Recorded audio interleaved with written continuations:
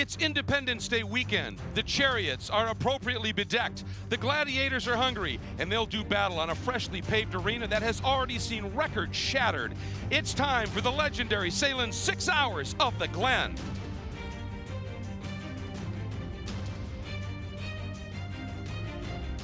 Few racetracks in the world can match the history of Watkins Glen.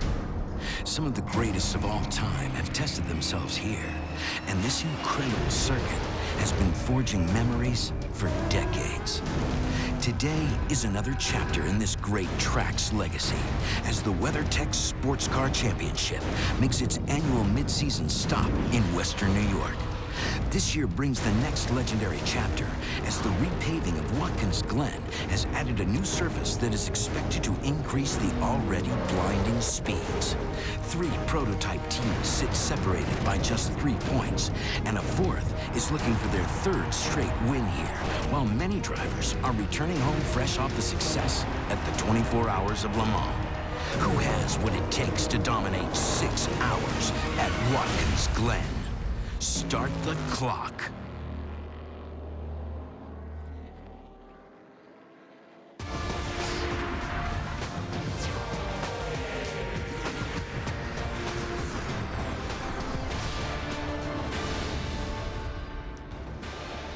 Historic Watkins Glen once again plays host to one of the crown jewels of the international endurance racing calendar and kicks off the IMSA WeatherTech SportsCar Championship second half of the season in earnest. Hi everybody, happy 4th of July weekend and welcome to the SAHLEN'S 6 Hours at the Glen. I'm Greg Creamer, joined by Calvin Fish. We are going to take you all the way to the green flag uninterrupted in this first segment. And of course, this is a huge prestige event, one of the 4 majors, if you will, the long endurance races that make up the Tequila Patrón North American Endurance Cup. And as such, Cal, it's a hugely prestigious race in and of itself. But the big story here, a $12 million repaving, unanimously hugely well received by drivers and teams alike. But the question is, how's it going to race? Well, the track has just done a spectacular job, Greg. I think it'll allow the drivers today to really attack this racetrack, keep pushing those limits. And in traffic situations in particular, I think we'll see passes made today that were not possible before because the drivers will have grip available to them wherever they place the race car. I think it's really going to be exciting to see how these overtaking zones develop, particularly as the hours pass here in the 6 hour. But with this clean slate, I think it may take away the advantage from some of the teams that return, like Corvette, like Porsche in the GTLM class, who had great data to work from, and that will allow teams like new cars, like from BMW, Ferrari, and Ford, to compete on an equal footing. Be a great battle out there today. All right, folks, and as you see the field making its way out on track, we're going to have to step away for just a moment. We're having some technical issues. We will be back with you as quickly as we can. Stay put. Since the late 1940s, Watkins Glen has been home and mecca to road racing in America. First on the public streets and around and through downtown Watkins Glen. Then in 1956, Watkins Glen International came into existence and has hosted so many great racing series. And of course, in 1968, the first of the 6 Hours of the Glen, which has become a staple on the international endurance calendar. And that is what we are going to be enjoying today. The latest iteration of that, field out on their pace and parade laps. But of course, a huge story in the first 2 rounds of the Tequila Patrón North American Endurance Championship races. Brian Till was a young man named PIPO DERANI.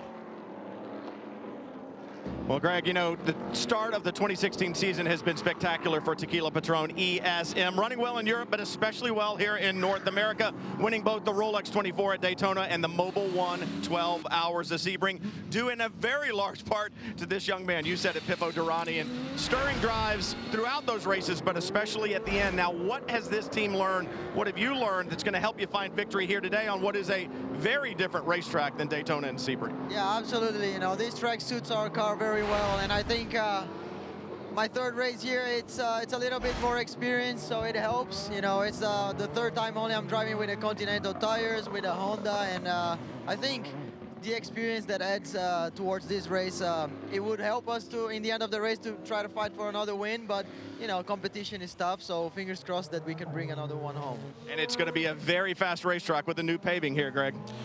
No question about that. And of course, we talk about this being a jewel of the international calendar, the jewel in the calendar, the Le Mans 24 Hours, and Ford. And Joey Hand, an American, Jamie, a bit of a great race there. She caught up with him earlier. For the 12 months leading up to the 24 Hours of Le Mans, the expectations were high for everyone at Ford Chip Ganassi Racing. And Joey Hand, one of the drivers who brought home that victory. Now that the experience has come and gone, how did it live up to the expectation?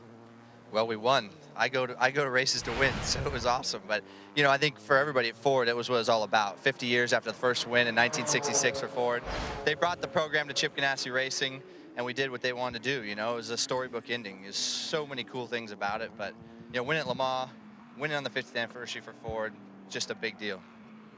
The message was clear from the very beginning. The goal was to go and win Le Mans. Now that the attention has switched back over to the WeatherTech Championship, Ford finds itself out of the point standings. What does the team have to do to get back in it? Well, we need to win more. I mean, we need more podiums, we need more winning. I mean, for me and Dirk, you know, we feel like we kind of hit our stride. We were good at Laguna Seca, both cars were. Good at Le Mans, we both had good races there. And now we're at Watkins Glen, we both like this track, and we had a pretty good qualifying. So, I mean, we just need to get podiums and wins, and that'll get you back in the points. I mean, there's no big secret to it, you know. So just excited to be here, really proud and honored to be part of this program. Ford Chip Ganassi Racing, it's a huge family of guys and gals behind us that made this all possible. And, you know, from Multimatic and Ford Performance, just a ton of people. So just exciting times, and, you know, I'm going to go out here and just do what I do and race. Do what you do. Thank you. And the team car, you see the 67 on pole in the GT Le Mans category. So the cars have pace. The 66 car had a couple of issues. We'll get into that just a little bit more. There's a look at our Continental Tire starting grid across the top of the screen. And interestingly, it was Prototype Challenge that had the lowest margin of seconds that the records were obliterated in qualifying. That's how fast this track is. Oh, it was incredible. 2 to 3 seconds. Everyone was underneath the track records here in qualifying, and they're going to keep searching for grip here today. It's an amazing start here as we see the field go to green. Smart move there, just moving right in behind to protect Tristan Nunez, not wanting anybody to slide through as the green flies down into the 90. Turn one, but once again, it is Taylor going for it. They had a strong qualifying run, slipped to fourth, but once again, Cal, he is magic on these starts. He has been amazing this season on relatively cold tires. We now see the GTLM field come to green. Westbrook leads Werner down into turn one.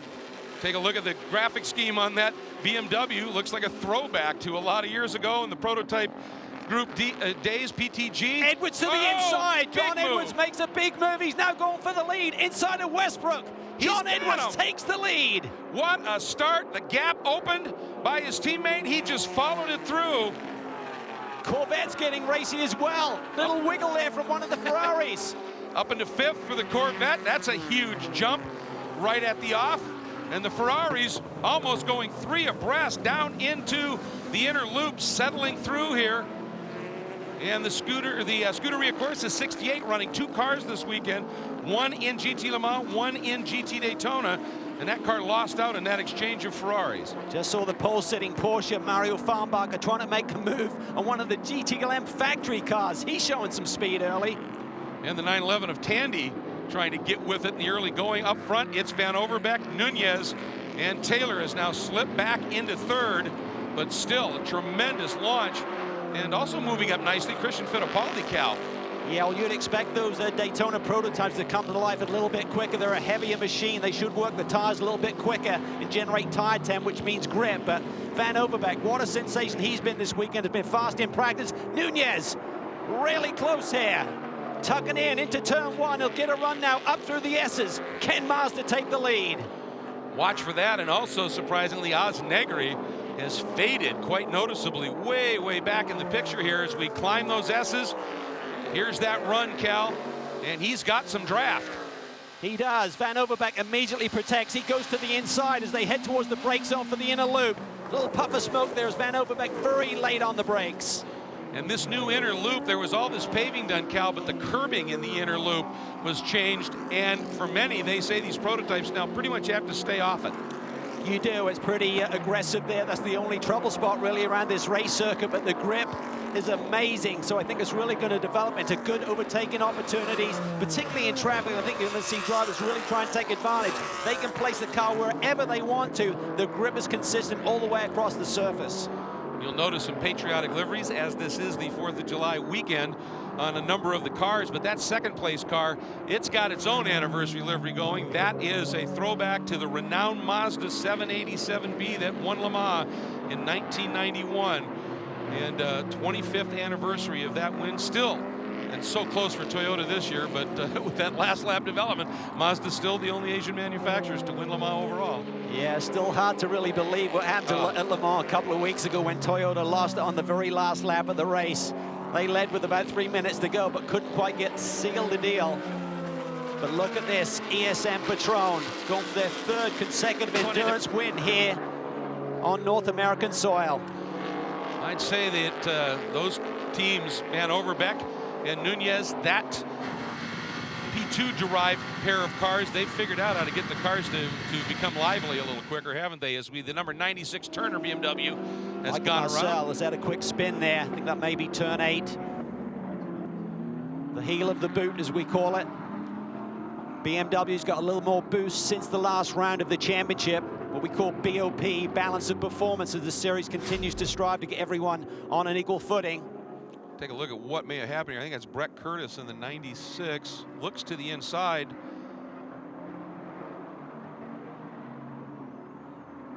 And got pretty seriously squeezed. Boy, great evasive behind him. You're right.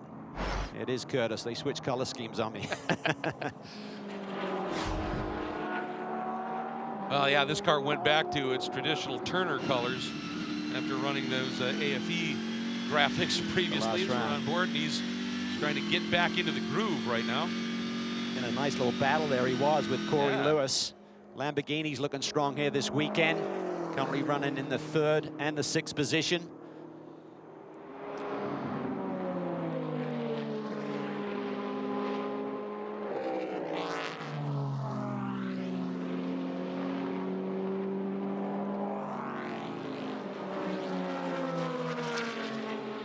And now Van Overbeek, Cal, able to just stretch it out, not by a lot, mind you, but a little bit, up to a half a second officially. And now in the GT Le Mans category, great start, as you notice, from Edwards to the front. And Westbrook sits second, but that had opened up to almost a second the last time by. So John Edwards motivated and getting with it. Yeah, I think he's on a slightly softer compounded tire than his teammate Dirk Werner. So we'll have to see how this plays out over the course of a full stint here if we remain green. Qualified in the 3rd position, 2 BMWs. The meat in the Ford sandwich with Westbrook on the pole, maintaining that momentum from the win at Mazda Raceway Laguna Seca. The Fords once again coming off that brilliant victory at Le Mans. Look really racy this weekend. Yeah, Calvin, I was just talking to some of the drivers. Obviously, Le Mans was such a dominant display by Ford that I think there's a great motivation, incentive amongst all the other GTLM cars to not give Ford 1 inch of grace anywhere. And I tell you what, that move at the start there looked like a coordinated, choreographed assault on Westbrook, and I think that's the way it's going to go. They have the fastest car, they've been given a lot of concessions, and the other teams want to hammer them. So I think it's going to make great racing, but Westbrook's in for a fight, that's for sure.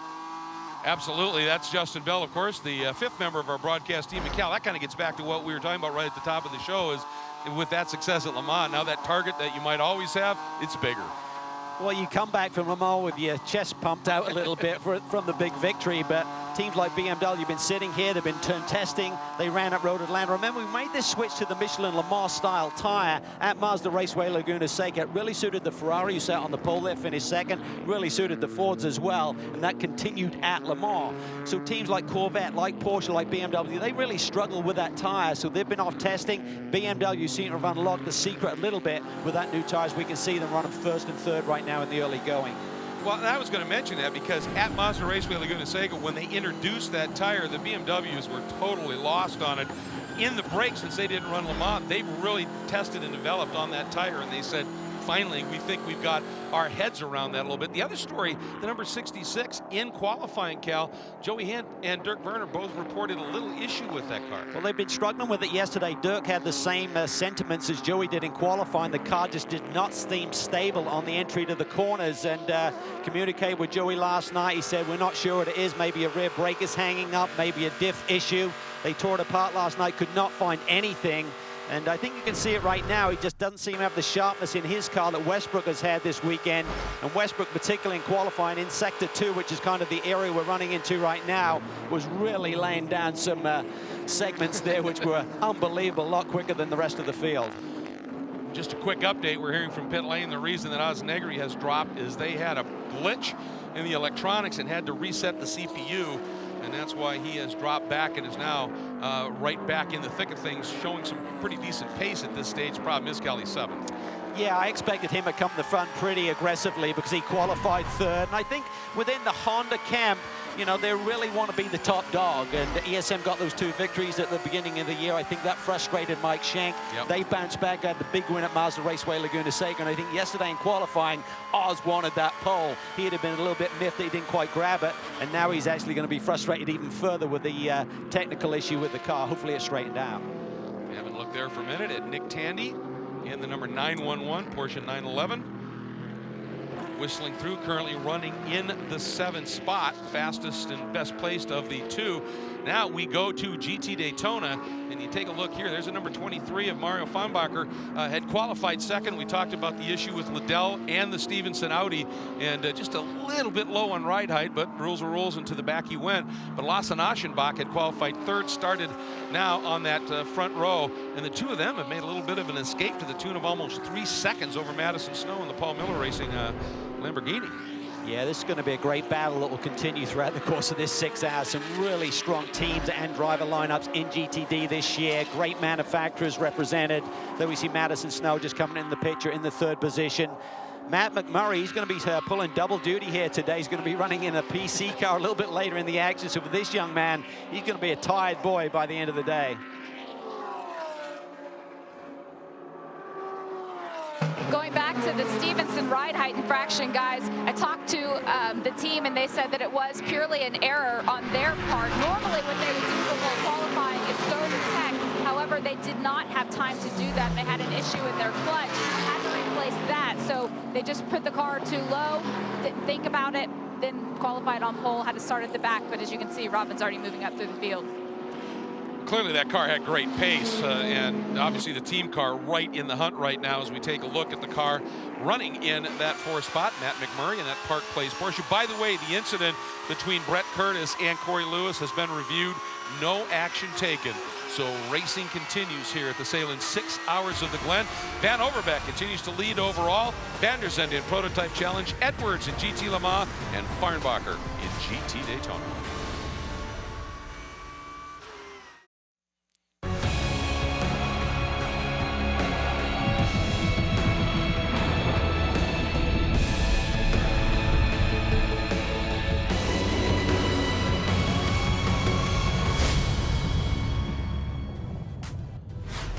If you're not sure where Watkins Glen International Raceway is located, go to the gorgeous Finger Lakes region of upstate New York. At the end, the bottom of the 2nd largest of the lakes, Lake Seneca, you will find the town of Watkins Glen. At the top of the hill is our Ford track map of Watkins Glen. 3.4 miles, 11 turns, about 24 gear shifts per lap. Just an awesome track, blazingly fast, top speed about 180. Key overtaking opportunities into turn 1, the inner loop there as you see, and turn 8 there in the boot section. The layout of this iconic circuit remains unchanged, but with the repave, it is now as smooth as Corning glass, provides amazing grip. We saw track records just smashed in qualifying. Obviously, drivers are quickly learning the speed secrets here, Greg. Well, I think that education is going to continue because, Cal, it's an absolutely glorious day. You can see sunny, beautiful temperatures climbing, though, and they're anticipating a high in the low 80s, which is warmer than it's been, and the humidity is higher than it's been. So how is that going to affect this track? Everybody's going to be chasing it. Now let's take a look at our WeatherTech keys to victory. And with this repaving, things have changed, so we start with Know Your Limits. Well, there's a lot of repaving and runoff areas, so the track limits must be respected according to the race directors. Runoffs in turn 1, turn 8, turn 10 are the key areas there. Keeping it fresh, going to be a big fatigue factor here today. The grip and the loads going through the car goes to the driver as well. For the 2 driver lineups, you have to be careful. 4 hours maximum drive time. I don't think anyone wants to get near that. And get creative. The passing zones here, when we get into traffic, you're going to see some real moves being made all the way around this racetrack. Yeah, just the grip loads they're seeing in these corners, the G loads in the cars as a result. The drivers are really, really feeling it, particularly the Delta wing that doesn't have power steering. I mean, they've brought in Gabby Chavez, and they're looking at really doing driver changes incredibly frequently because of the abuse the drivers are taking because of the grip here. It's a good problem to have, and it certainly is fast. And speaking of fast, Van Overbeek now has opened up almost a 3.5 second lead back to Tristan Nunez. That ESM Patrón car, Brian Till, is flying. Absolutely flying. Another car flying is the 23 with Mario Farnbacher behind the wheel. And you talked about it, the grip on this racetrack, but that grip creates problems. Not only fatigue and wear on the driver, but also fatigue and loads on the car. In fact, the 23 struggled yesterday with power steering issues because of the massive loads, the cornering loads in the car, in that Porsche, around the high-speed sections of this racetrack. So not only are the drivers going to experience fatigue, look for mechanical fatigue as well. Well, they're lucky. They're one of the teams that are running a 3-driver lineup as Ian James returns to action here for basically the Tequila Patrón North American Endurance Cup. Farnbacher and Ribera's going for the championship. They run second in points right now, and they were looking at that iconic livery from the Mazda number 55.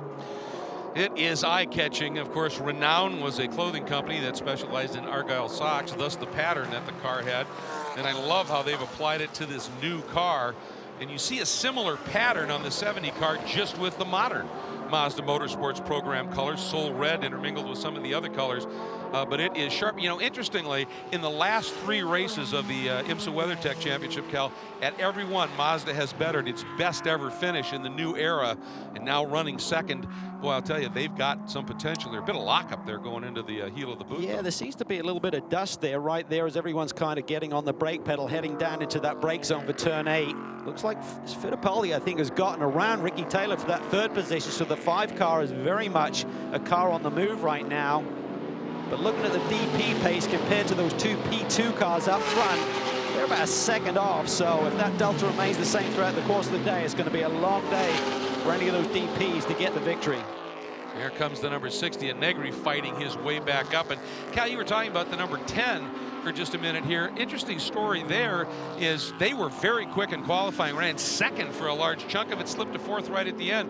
But Ricky Taylor made the comment, he said, after the 10, we really found some speed. He said, we were running faster in qualifying than we ever thought we would. And he goes, but we also were seeing then a lot more fuel consumption than we've seen. So I wonder if, assuming this goes green to the first fuel stint, they might be one of the first cars in, trying to figure out exactly where they sit. Yeah, and you always factor in over the course of 6 hours, this isn't going to go green all the way, so you're going to have that reset. So if you can kind of run at a pace, it'll maybe get you an extra lap or 2. We're expecting the prototype cars to run about 44 minutes, about 26 laps. They can maybe do a bit of a fuel save, maybe gain another lap or 2.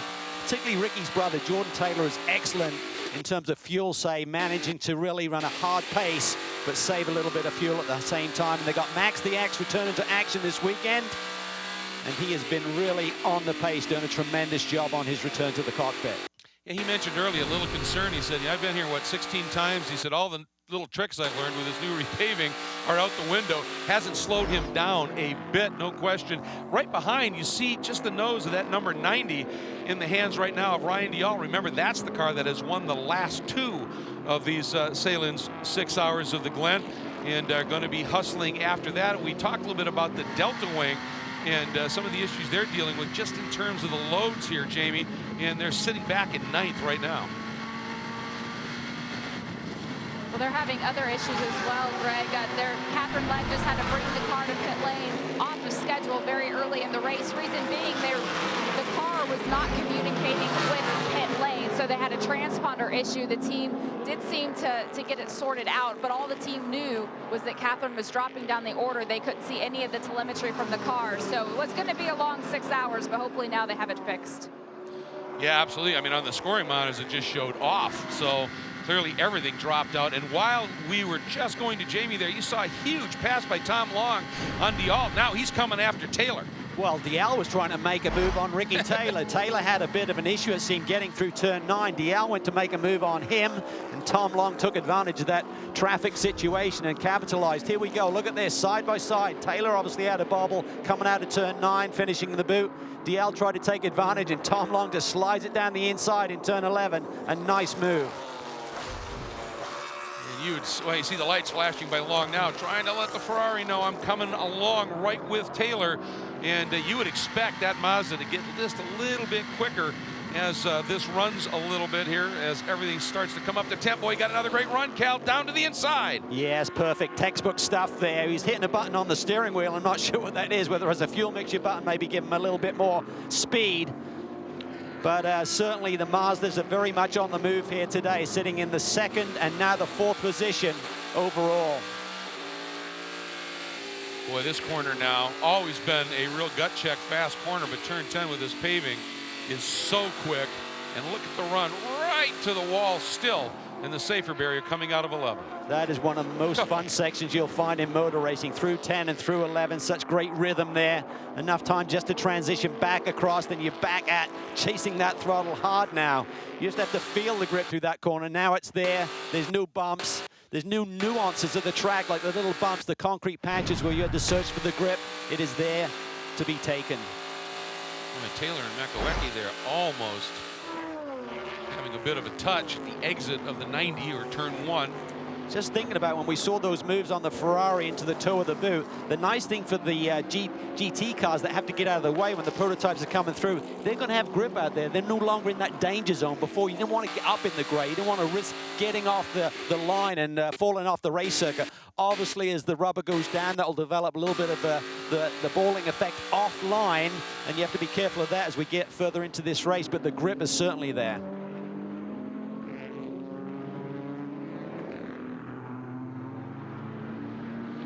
Yeah, guys, Cal, you know, it was interesting talking during the last couple of days with the drivers of the various prototypes, is that, remember, this track is now probably, other than COTA, the most European-style surface that we ever will see in North America. So a lot of the prototypes are able to run in a more contemporary, more relevant setup. You know, they're able to be lower. They're able to really work on the fine-tuning because it is so smooth. They can make the mechanical grip perfectly in harmony with the aero package. So these cars, if you watch the in-car, watch the driver's hands. They are so precise and so balanced. If you don't want busy hands here, it will be slow.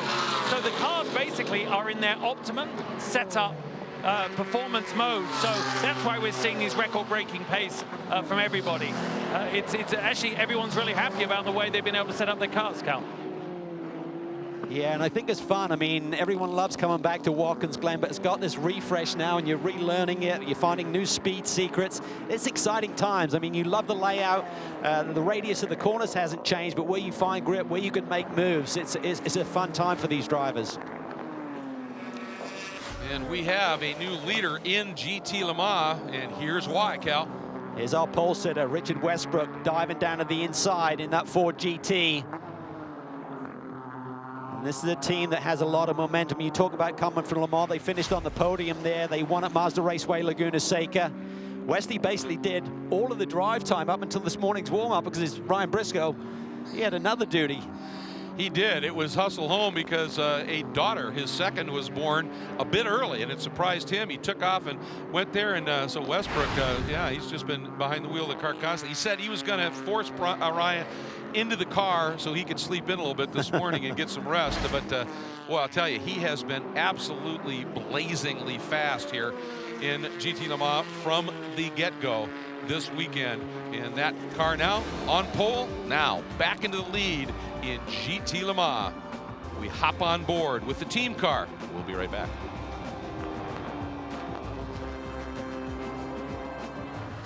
Well, the 1991 victory for us still resonates through the halls of both our corporate offices here in the U.S. and around the world.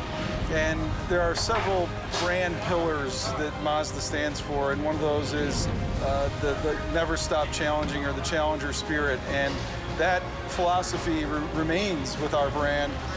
In that 17 years of trying, and ultimately having success there was all about that never stop challenging. So we celebrated 25 years ago. Now we try to carry on the traditions of that group of individuals in our current motorsport programs, whether it's at the grassroots level or at the highest levels of sports car racing and open wheel racing. And that's exactly what we've done at Le Mans as well as here in the U.S.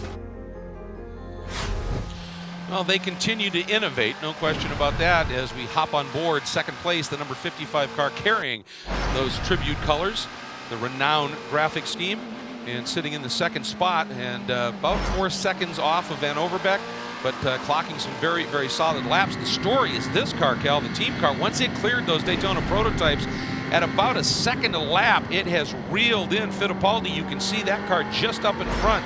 That's the margin to third.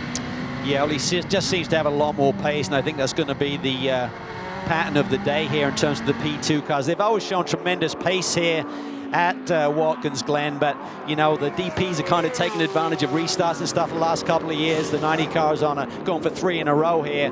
This is a real disappointment here for the 48 cars. Shown great pace here all day. There's a long way around for Madison Snow, Jamie. And they did make it to pit lane with the help of the team. They did a brilliant job over the radio monitoring his speed, saying, Madison, you've got to slow down. We're early in this race. We need to make sure you bring the car back. They were watching on the camera feeds, told him when it looked like the carcass was about to fall off, so he would know what to expect. Unplanned stop, certainly disappointing, but he is back out. Cal, it almost looked like it just went in that long it's a good outer save. loop. Yeah. I mean, it's high speed there. You're probably about 120 in a GTD car. And you can make a bit of a call here. There's the short circuit, Greg, when he comes through the inner loop, and as you start to go around the carousel, you can take the shortcut. You'll lose that lap, but sometimes it might be a better option in terms of the shorter distance, less damage to the race car, and you're getting back to the pit lane a little bit quicker. Well, it's pretty impressive. Jamie talked about how the crew was coaching him around. There's very little damage to the bodywork around that tire, so they did a great job. But is that maybe the first thing we talked about? How is this track going to race with these loads? Was that maybe the first little glitch we see about the grip? It's hard to say. I mean, there could be a little bit of debris out there that have cut down the tire. We talked about the aggressive curbing in the inner loop. All of the teams have been aware of that. They've been grinding on that since the test days here, because I know the tire companies were a little bit concerned that it could cut down a tire. So we see the Delta Wing into pit lane one more time. That's a very good point. Yeah, if he'd gone up on the curbs here and in again comes the Delta Wing. They're 2 laps down right now and clearly still struggling. And this is maybe the biggest surprise I've seen at the front of the grid this weekend, is that they did not have a little bit more pace. They've been really strong this year, continuing to develop this car under the guidance of Timmy Keane. And I thought with the smoothness of this racetrack, relatively high-speed nature, this car should have been flying here, but they've made those changes to the steering geometry to take some of the loads out, and I'm not sure if that's it, but either way, it looks like this was a drive-through penalty for the Zero machine, not coming in for a fix, but just not quite on the pace of some of the prototypes that I expected. And they are having a great run. Van Overbeek is up front in prototype challenge. Renger van de Zende qualified on pole, but second was the number 52 PR1 Mathiasen Motorsports car of Robert Alon. Suddenly, it's down 2 laps. Justin Bell, what have you heard? Well, I was here a few laps ago. It came in. It apparently had battery issues. They changed out. They lifted up the plate on in the cockpit, replaced the battery on the left-hand side of the driver, pulled out, but before they dropped the car, the driver engaged gear and spun the rear wheels. That caused a penalty. They had to come in for their drive-through. And at this stage of the race, if you have a mechanical, you don't need to compound that with a penalty, do you? As I watch the 68 go by me, Brian. Absolutely, the 68 to its marks right here, and there'll be a driver change. Daniel Serra taking over. This car had qualified further up the grid than it was running on the racetrack. I believe they started in about 5th, and they were last in class when they came in. Why? They decided to start and qualify on the soft tires, and there was no way that soft tire was going to last a full stint, and that's exactly what happened. The other problem, they're on the curbs, and being on the curbs, what happens there is they can get in an overboost situation. We were full course caution on track. Yeah, we've had a big off here as we continue to watch. There you see the double yellows flying, and there is a look at the car, Cal, and that looks like the approach to the inner loop. You can see the debris field further down, so I'd have to imagine that a couple of cars touched there on the approach. It's over 170 miles an hour in that area of the racetrack. And we're getting reports it's the number 20. That's one of the Bar 1 machines. Johnny Mollum on board the car, and you can see him climbing out. Boy, that's great. That's fantastic to see. See that debris field, you think what has happened. Apparently we have a look at it to see what may have unfolded here, Cal. Look in the background. It's like he's defending two cars together. Yeah, and there's a touch. There's hard racing going on there. Maybe with the 38 machine. Johnny looked like he came out of the S's and protected to the right-hand side of the road and then was trying to get back online for the approach for the inner loop. It looked like there was a touch between he and I think it was James French. Maybe didn't realize he hadn't quite cleared him. Yeah, French listed on board the number 38, did the qualifying.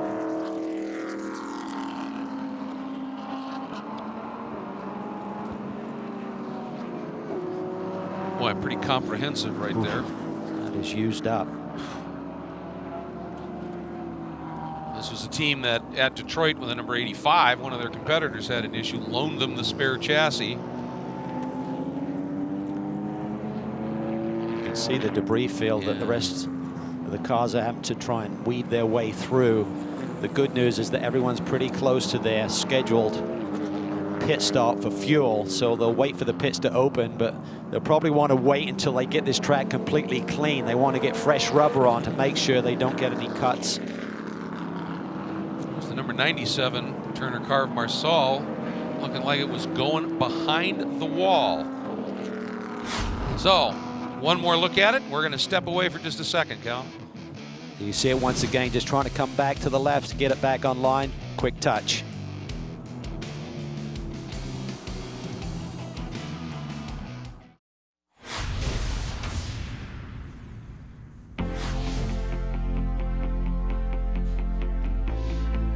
Watkins Glen is fast, always has been, from Formula One cars in the 70s to the thundering sports cars of today. Drivers love it because they can go really fast. And now this famous track has got even faster thanks to a vision and investment in the future of our great sport. They've repaved Watkins Glen, and of course, as always, Michelin are right on top of their game. As you can imagine, an old racetrack has a lot more bumps on the surface, but in fact the surface actually becomes smoother. Thousands of race miles have polished off the grip. But on a repaved surface, it is completely different. On a macro level, of course, this track is now very smooth. On a micro level, if we could look closely, it has raw edges, therefore more grip. What that has meant is faster lap times, up to 2 to 3 seconds in testing here recently. And of course, the other thing is the color. Look at this, it's dark black, which is the opposite of most things, of course, as they age. In our broadcast team, we go gray over the years. When you repave it, it goes black, which also absorbs more heat. We're going to see higher track temperatures, increased grip, therefore increased tire wear. It'll be interesting to see what tire choice each team goes with. Welcome back, everybody, to the SAHLEN'S 6 Hours of the Glen. We ride on board the number 66 Ford GT that currently runs in the 4th spot. And we got a quick update that it's better, the report is, Cal, but they're still not totally happy.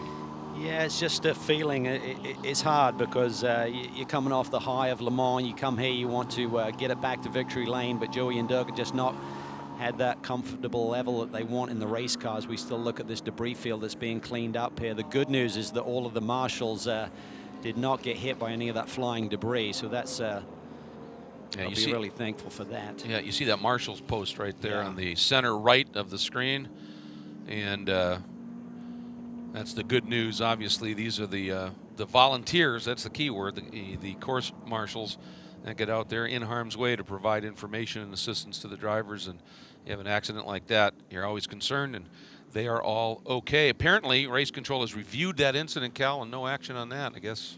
It's hard racing. That's what people do. I mean, you know, you're trying to be proactive in terms of determining what line you want to use to defend. Here's another moment with one of the Turner BMWs. Oh, it just gets really wide there through 11. That was bizarre. It was. We saw that car right before we went to break making its way into the paddock. And watch this angle on it, Cal. He just never could get it turned. Yeah, and I talk about the consistent grip. Well, I'm not sure what was going on there, whether it was maybe a hung-up throttle or whatever, but just couldn't get it turned. And here we go again looking, this is the cleanup. And you can see they've got most of the debris other than some dirt in the lake that's on track. But the big shards, that's the biggest concern as the field comes up and runs through that area. Pits will open up now for the prototype machines. And I would expect we'll see a very busy pit lane. Yeah, and what they need to do, they need to get one lane that is completely clear of that debris. So when these teams come in, do that tire change, the drivers can then run down that lane and make sure they didn't pick up any debris and damage the new tires that are going to be put on the cars. And here's what precipitated this caution. Back of the screen. See there, looked like Mollum's trying to defend on the right side, then he moves over to the left. And he hasn't cleared, so his left rear hits the right front of James French, and that just turns him hard into the wall. Thankfully, these Orica chassis in the PC class are so strong. Johnny was able just to unbuckle his seatbelts and pop out. Been feeling under the weather already this week with some cold symptoms, so he's going to have a headache in the morning. Well, you wonder if it almost looked like there may have been a previous little touch that. So a couple of them. There comes the big brush that is going to create that lane you were talking about. They've got one that's not bad there, but they want to get all those stones out, as you said, before they put on the fresh tires, if at all possible. So while we're waiting for those stops to unfold, you know, let's take a look at what's unfolded here in terms of history at the Glen. When you talk about major sports car racing, 3 wins apiece for Andy Lally, Lee Keane, Robin Liddell, number of drivers at 2 wins apiece. Now you add in Continental Tire Sports Car Challenge wins, those numbers balloon, but pretty fair representation there. But if you take a look at the entire history here, most sports car wins, Scott Pruitt was 6, 4 in the 6 hours, a couple in the sprint race that they used to run a little bit later in the season. NASCAR wins, Tony Stewart 5. Most Formula One wins, a tie between the 2 legendary Lotus drivers, Jim Clark and Graham Hill. And most IndyCar wins, Scott Dixon had 3 running on the long course. But Mr. Pruitt, he's sort of been the guy here, and obviously we'll hoping to yet see them at some point this year with that new program with Lexus. But pit's open for the prototypes. Well, let's see who can execute now on pit lane. We're certainly seeing the P2 machines have the pace on the racetrack. They run 1st, 2nd, and 4th as they hit the pit lane. Oh, look at that, Ricky Taylor very late on the brakes. Who will execute the best? I think everyone will take 4 tires to make sure they don't have any cut tires from that debris. GB? You should have felt the tension down here as the number 2 ESM Honda pulled into the pit lane. Van Overbeek has had a sterling stint so far, putting on those new Continentals. They remember, are a very well-oiled machine now from all their WEC experience and coming off the back of some massive success this year. Beautiful pit stop. Until he didn't pull out of the pit lane. I was a little premature there on that. Okay, the car is refired and out of here. Down at Action Express, the 5 is in, routine stop, no driver change. They're down and away. The 31 gets out as well and is going to beat the 55 Mazda off pit road, perhaps. Well, real shuffle there. 31 car had a dynamite stop. That little stall, couldn't get the engine refired, really cost this number 2 machine. He's back in about 6th or 7th position here, having had the lead when he hit pit lane. And both Mazdas lost spots fairly seriously as well. You did see the number 85 prototype challenge car come into the pits, damage to that right rear corner. Looked like a cut tire possibly from running through some of that debris, but boy, this was a huge swing. It really was, and puts the pressure on. It looked like the team did everything flawlessly. You don't have to shut down the engine like you do in WEC that Johannes is used to, so I'm not sure if he actually shut the engine down or he just stalled it when he tried to take off out of the box. And of course, once the prototype pits stops have happened, they open it up for GT, so looking for those cars to make their move in as we're on board here with the 55. That solid second when that happened, but no longer. Oz Negri and the Shank boys had a good stop. Got Olivier Pla joining them this weekend. The Frenchman sat on the pole for the team at Sebring. He's going to be doing all 4 rounds of the Patrón Cup this season for Mike Shank, and Mike Shank, Oz, and John Pugh very high on Olivier's talents.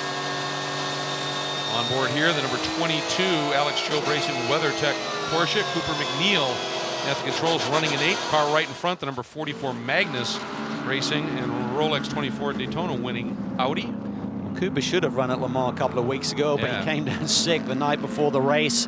Big panic. They eventually went with just a 2-driver lineup, Lee Keane and Mark Miller. Car unfortunately got into some fluid, had an early day, but it's a long way to go to not see the green flag, so I'm sure Cooper's looking forward to getting back in the action here today and doing a few more hours racing.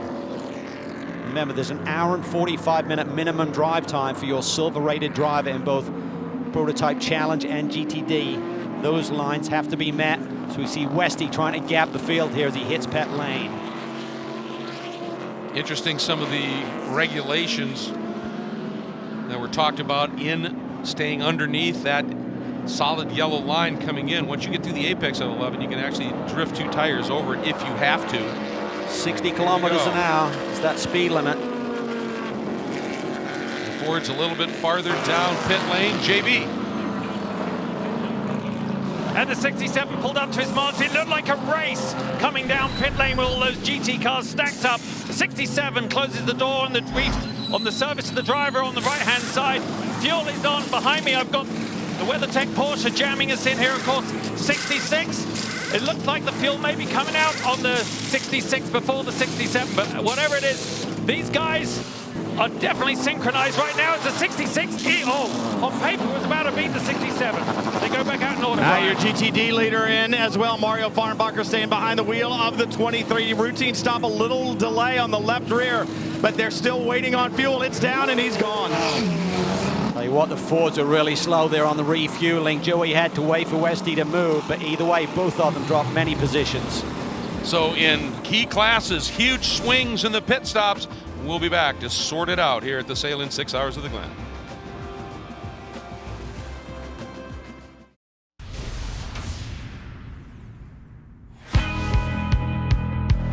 The new pavement at Watkins Glen is amazing, and our Continental tires is something that we, anytime there's a repave, we think about what's going to happen with the tire when we get to a new track. These Continentals have been fine. They've hooked up right with the track. We're actually getting better wear than we've ever had before and seeing lower temperatures even though there's more grip and the car's handling better. With the new pavement and the track being a little bit faster and also more grippy, I think you're going to see a lot more passing. And maybe passing in areas that might be in the past would be sort of no-go zones, if you will.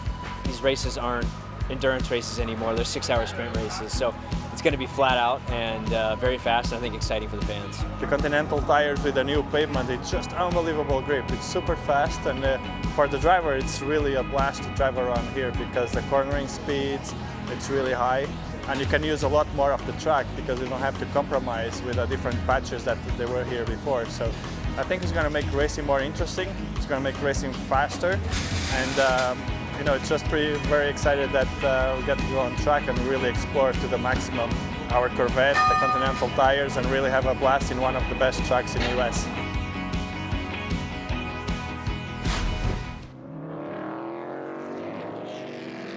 Lots of development and constantly chasing this new surface, but boy, do they love it in terms of the macro picture. We won't go into that.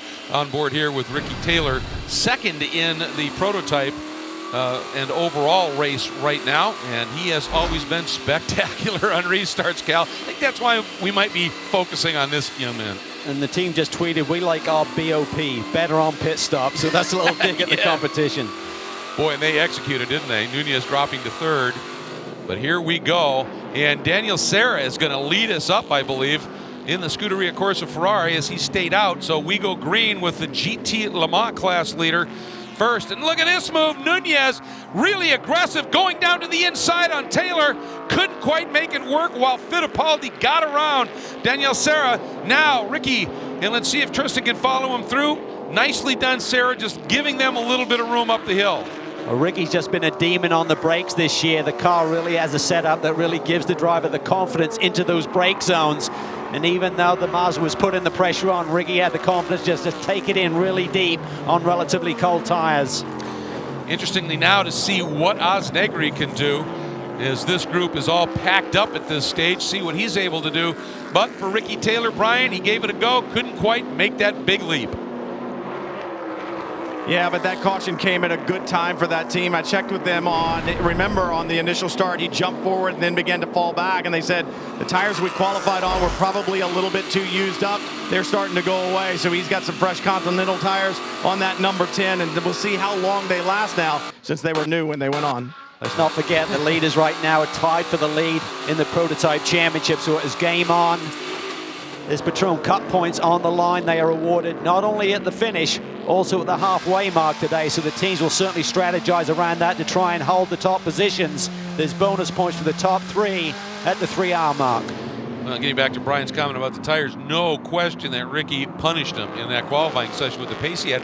But what's impressing me here is how quickly that number 55 Mazda is coming alive on cold tires. Yes, because they're a few hundred pounds lighter than the Daytona prototypes. Here comes Nunez. He's got the speed now down into the brake zone. Will Ricky Taylor take it in a little bit deeper? He does. That's going to be tight. That's going to be really tight. Touch. That was just going to happen. You could see that Taylor didn't want to give it up. The 55 had committed. And there's just a funneling effect there right at apex. You're off the power. You may be on the brake pedal a little bit. The weight is going to the front of the car. It's going to loosen up the rear. Able to get it started and continue, but has lost a huge amount of track position at this stage. It just wasn't quite far enough, it looked, up the inside. No, I mean, no fault on either driver, but I think from Tristan's standpoint, he could see that Ricky has a lot of confidence in that brake zone. He's not going to give it up easily. It's early in the day to really be taking any chances. He's got pace. Just wait for a better moment to make the move. And let's go back and give it a little bit more analysis. Here's the tails away view. Yeah, he just gets in there really deep. And Ricky's just going to swing through the corner. There's so much grip there now. The apex speed is really high, so you're not slowing down as much as you used to. There's another look at it. Yeah, he's not really even, he's about halfway alongside. Yeah, I mean, it was Ricky's corner, I think. Well, the issue now, obviously, we're going to do it from the onboard look here. And you look, it's like, okay, the door's open, but he's not far enough along to the inside. He'd committed. And you could see that one coming. Now, race control agrees with you, Cal. They've reviewed it, said no action. And now a concern has got to be how those Continental tires are on that car. That was a long, lurid slide. That was. And look at the Fords there. And then they're starting to make some moves, recovering from that pit stop. Justin Bell told us in the break there was a problem with one of the tire changes on the 67 car that delayed things. The 66 car tried to get out of his pit box, but Joey couldn't go because the tire was in the way. So there was a bit of a discussion in amongst the Ford camps about working together here on these tight pit confines. Boy, it didn't take long for them to start to move right back up here. That now has Westbrook in 5th, Joey Hand right back up into 6th, getting around Tandy. But the 2 Corvettes, as that Corvette racing team once again just doing some stellar pit stops. Big loser on that round of pit stop is John Edwards. He's now sitting in the 10th position, having run up in the top 3, had the lead early on. So maybe they had a bobble as well. All right, we've been speculating what condition that number 55 Mazda's in. JB, what are you hearing? Well, John Doonan looked down at me, and obviously they had their hearts in their mouth for a second. But he said to me that the tires are actually okay. I mean, that was a long slide, as you said, lurid, I think was the way you put it, Greg. And yes, it was. But I think the thing they're most relieved about is he was stationary in the line of fire there for a good 15 seconds, and that is not a place on the blind exit there that you want. So I think they got away with that one. Obviously, as you know, how this affects the tires over the long run will be only evident as you get through that run. So obviously we'll keep an eye on that. Looking here at the battle for 7th in GT Le Mans, Tandy has it. Giancarlo Fisichella in the Risi Ferrari. Great 2nd place finish at the 24 Hours of Le Mans in the GTE Pro category. Right now, sitting 8th here. What a battle it was at Le Mans between the Fords and this Ferrari. The AF Corsa Ferraris had problems early, and the Ferrari flag was being flown by Risi Competizione. Really a testimony to the quality of the GT field here in the IMSA WeatherTech Championship, that it was 3 of our teams finishing on the podium 2 weeks ago. Yeah, well represented in the entry list, and in the end on the podium. Pretty special stuff. And it's interesting, you know, you talk about this, Fisichella sitting at 8th right now, but when you look at you know, just a couple of tenths now in the GT Le Mans category is 5 spots. I mean, so if you're just off a tick, you're hurt. You really have to tick every box these days because the quality is so high. A lot of the teams had a chance to come and test here. Corvette didn't, but pretty much everyone else did. So even though it's a new racetrack, so we see the Porsche there just hitting that cleanup dry on the side of the racetrack there into the brake zone for the inner loop. Yeah, you're relearning this track, but even so, I mean, vital tenths can put you back further down the grid. It's so competitive in the GTLM class in particular. By the way, Ollie Gavin just setting fast lap of the race thus far in GT Le Mans at 1:43.646. And that number 4 Corvette sitting in the 3rd spot.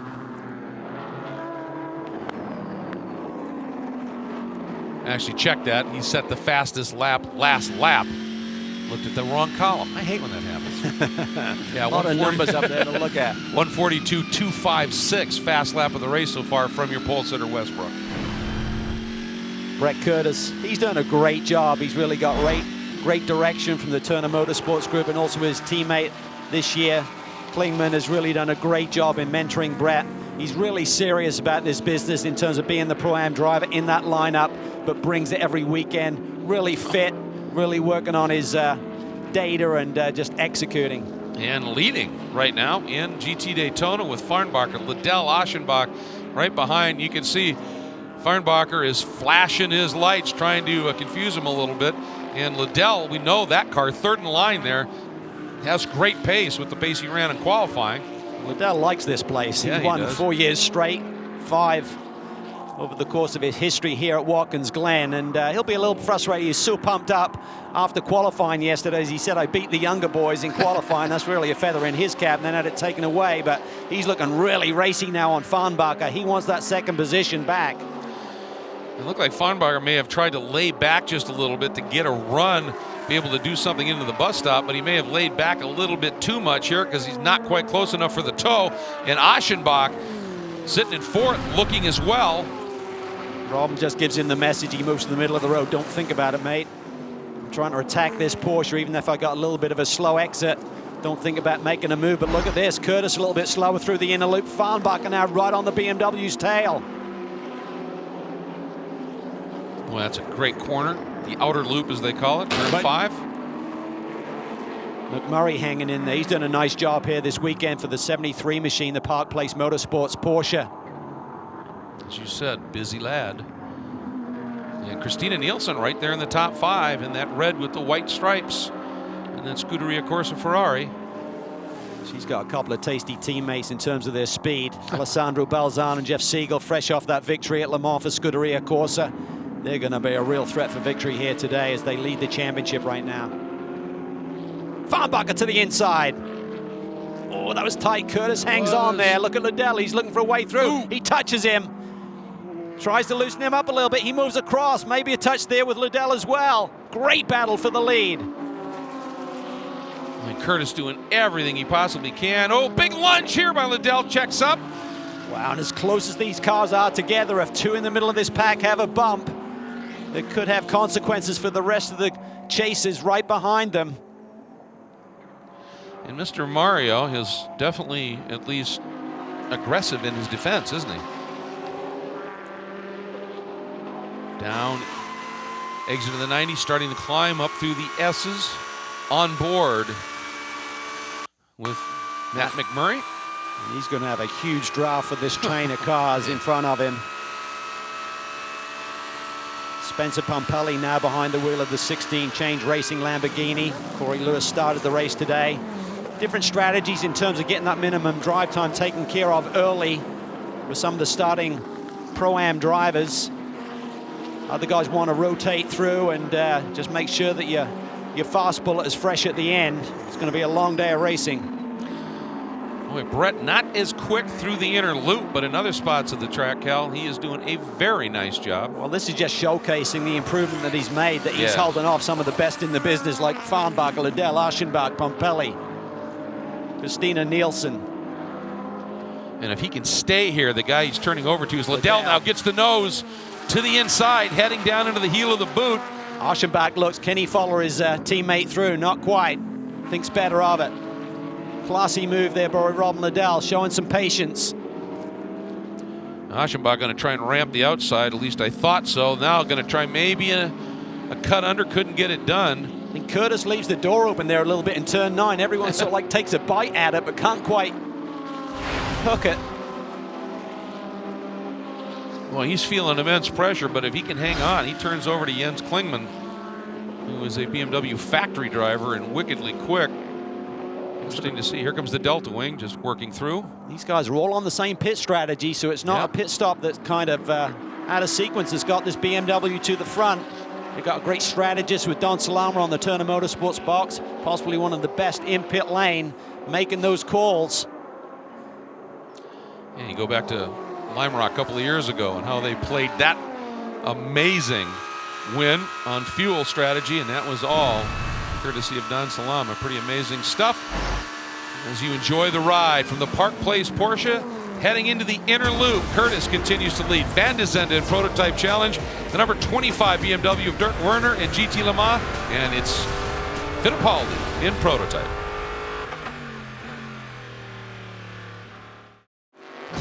Absolutely incredible action as the overall leaders working through the lead group in GT Daytona. Here at the SAHLEN'S 6 Hours of the Glen, Brett Curtis continues to lead that group.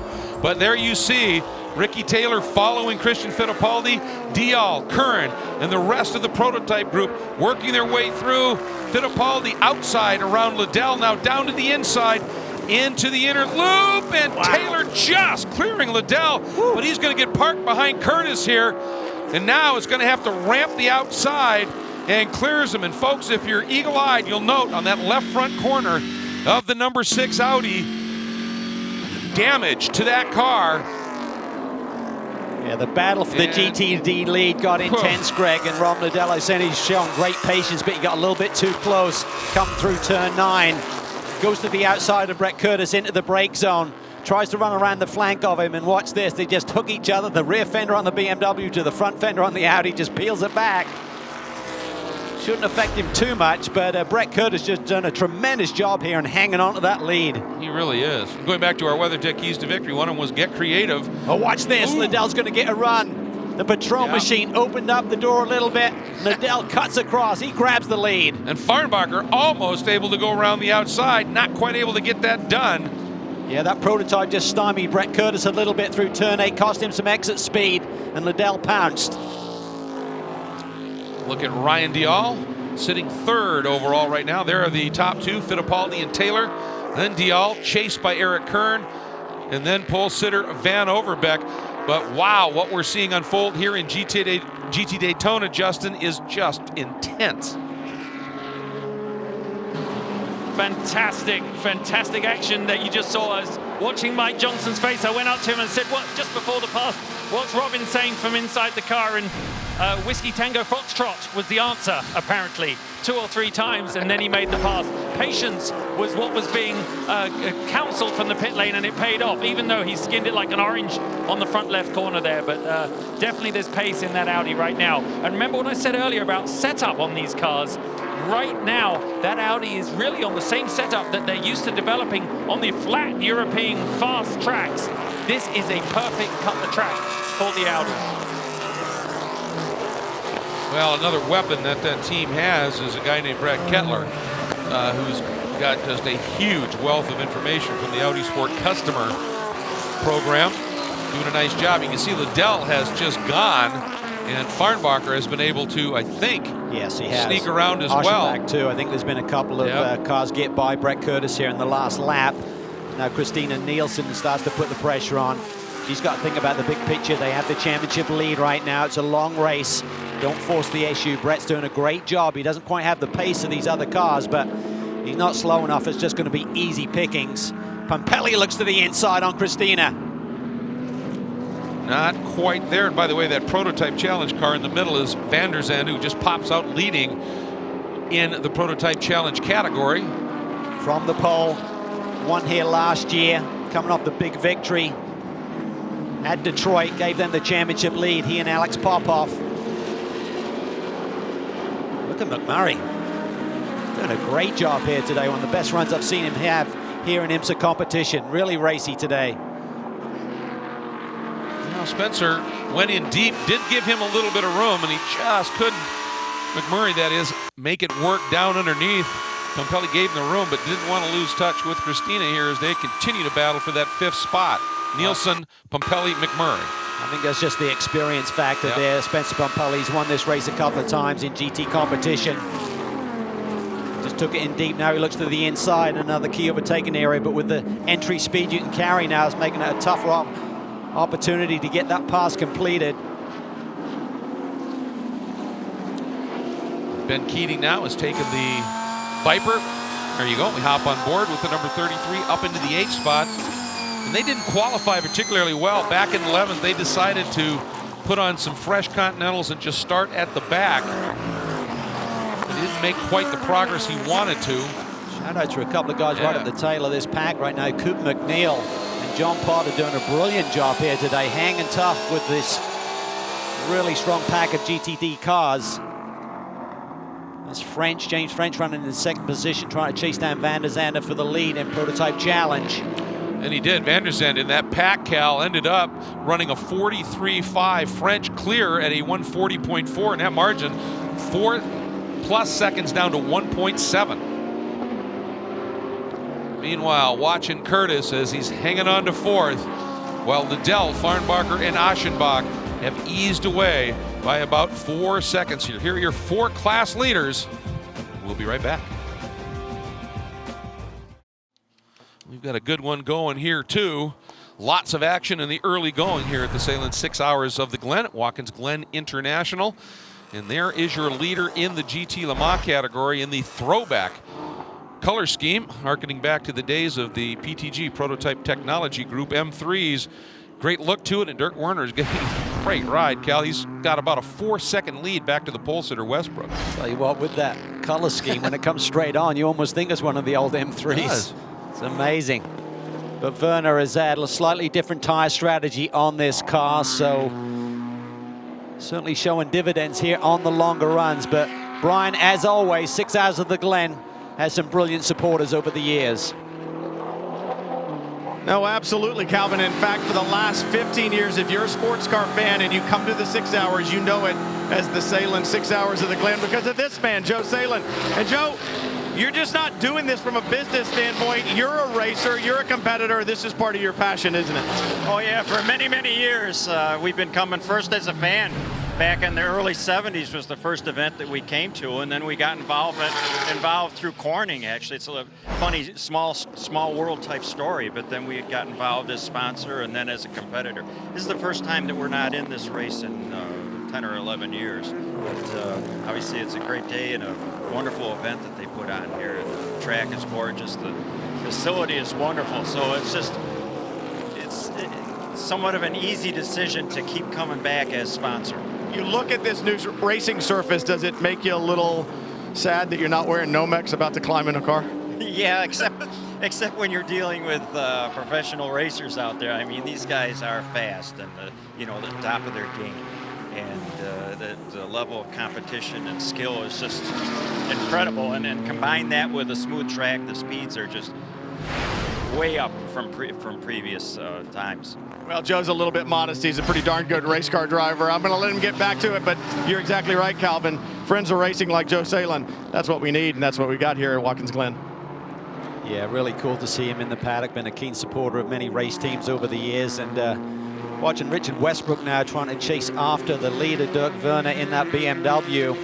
He's kind of right on the fine line. There are those track limits as we came through turn 8. I'm sure the race director will be taking a bit of a look at that, maybe give him a warning to watch his P's and Q's.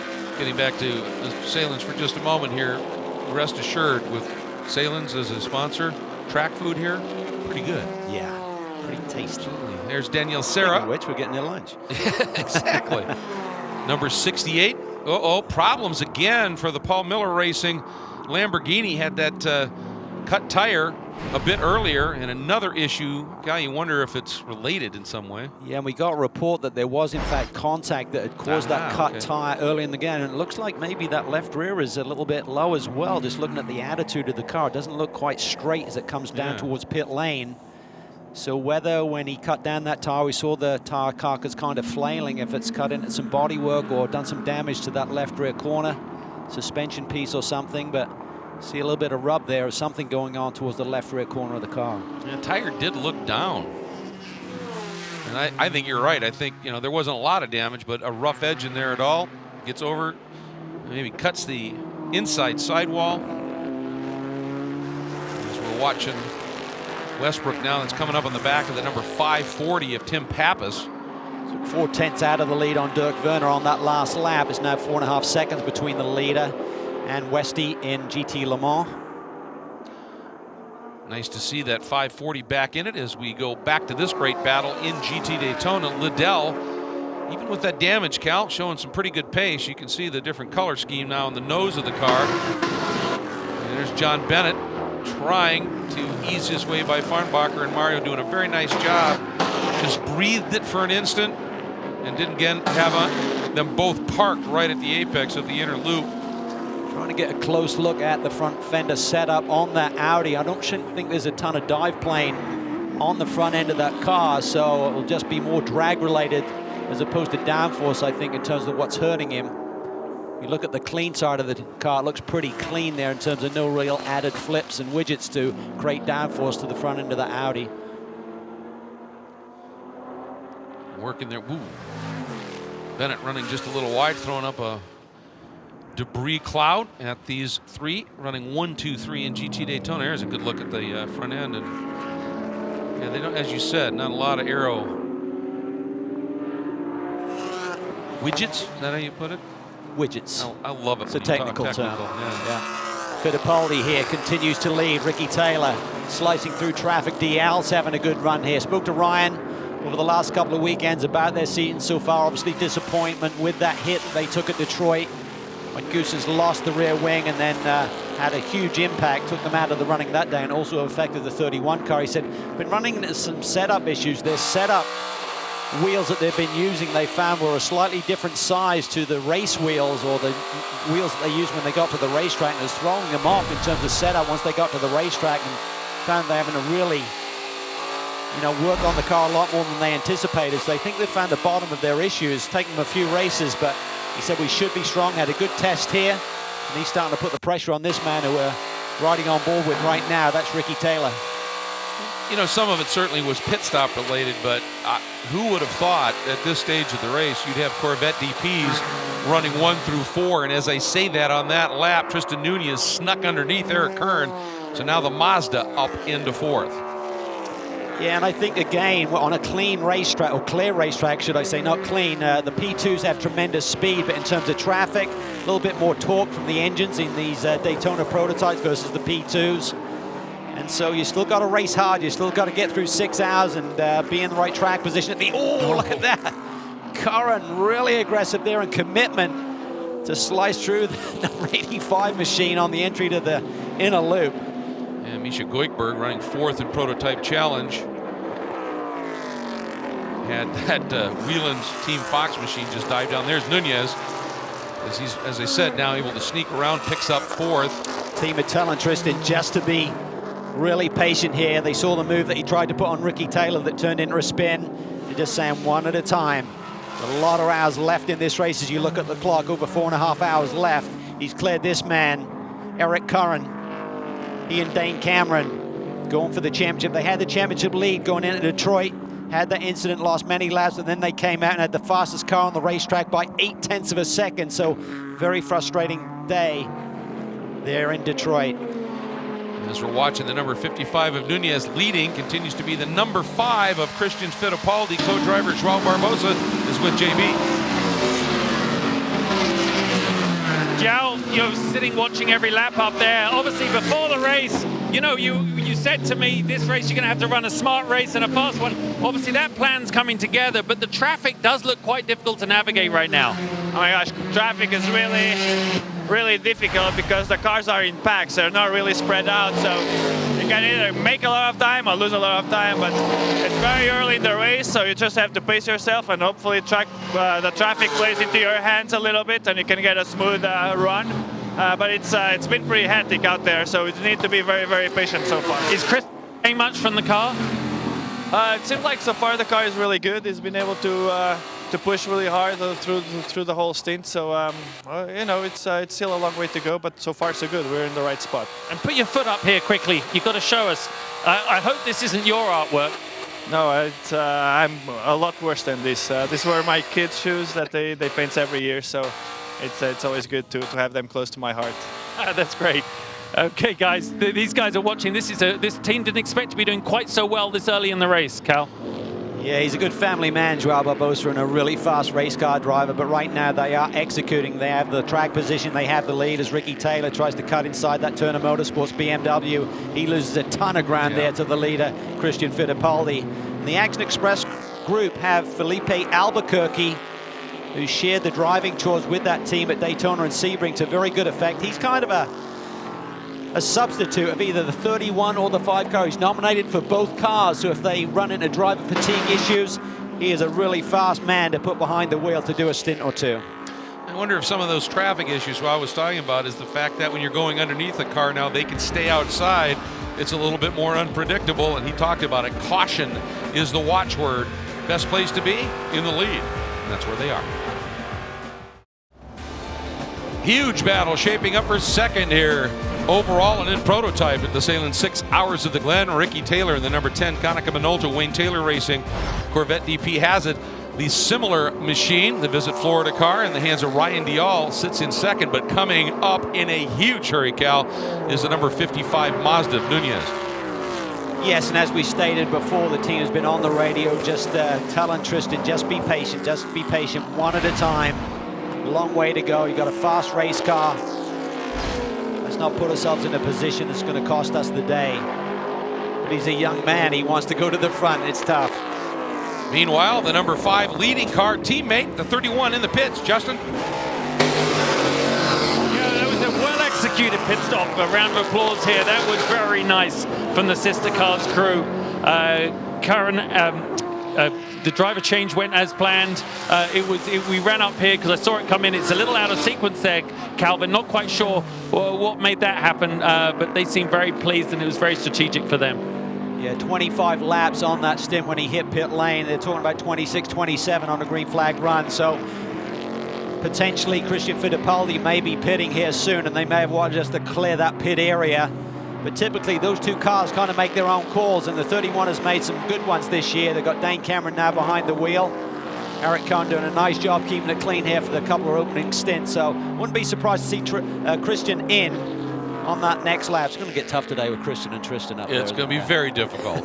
Thank you, guys. And Nunez that time looked like he had a little run again, but he was a lot more circumspect going down into the 90 and being a little bit careful. But you know, Cal, getting back to what you're talking about with the find that they made for the number 90 Spirit of Daytona and Visit Florida Corvette DP, so great to see them absolutely back on pace.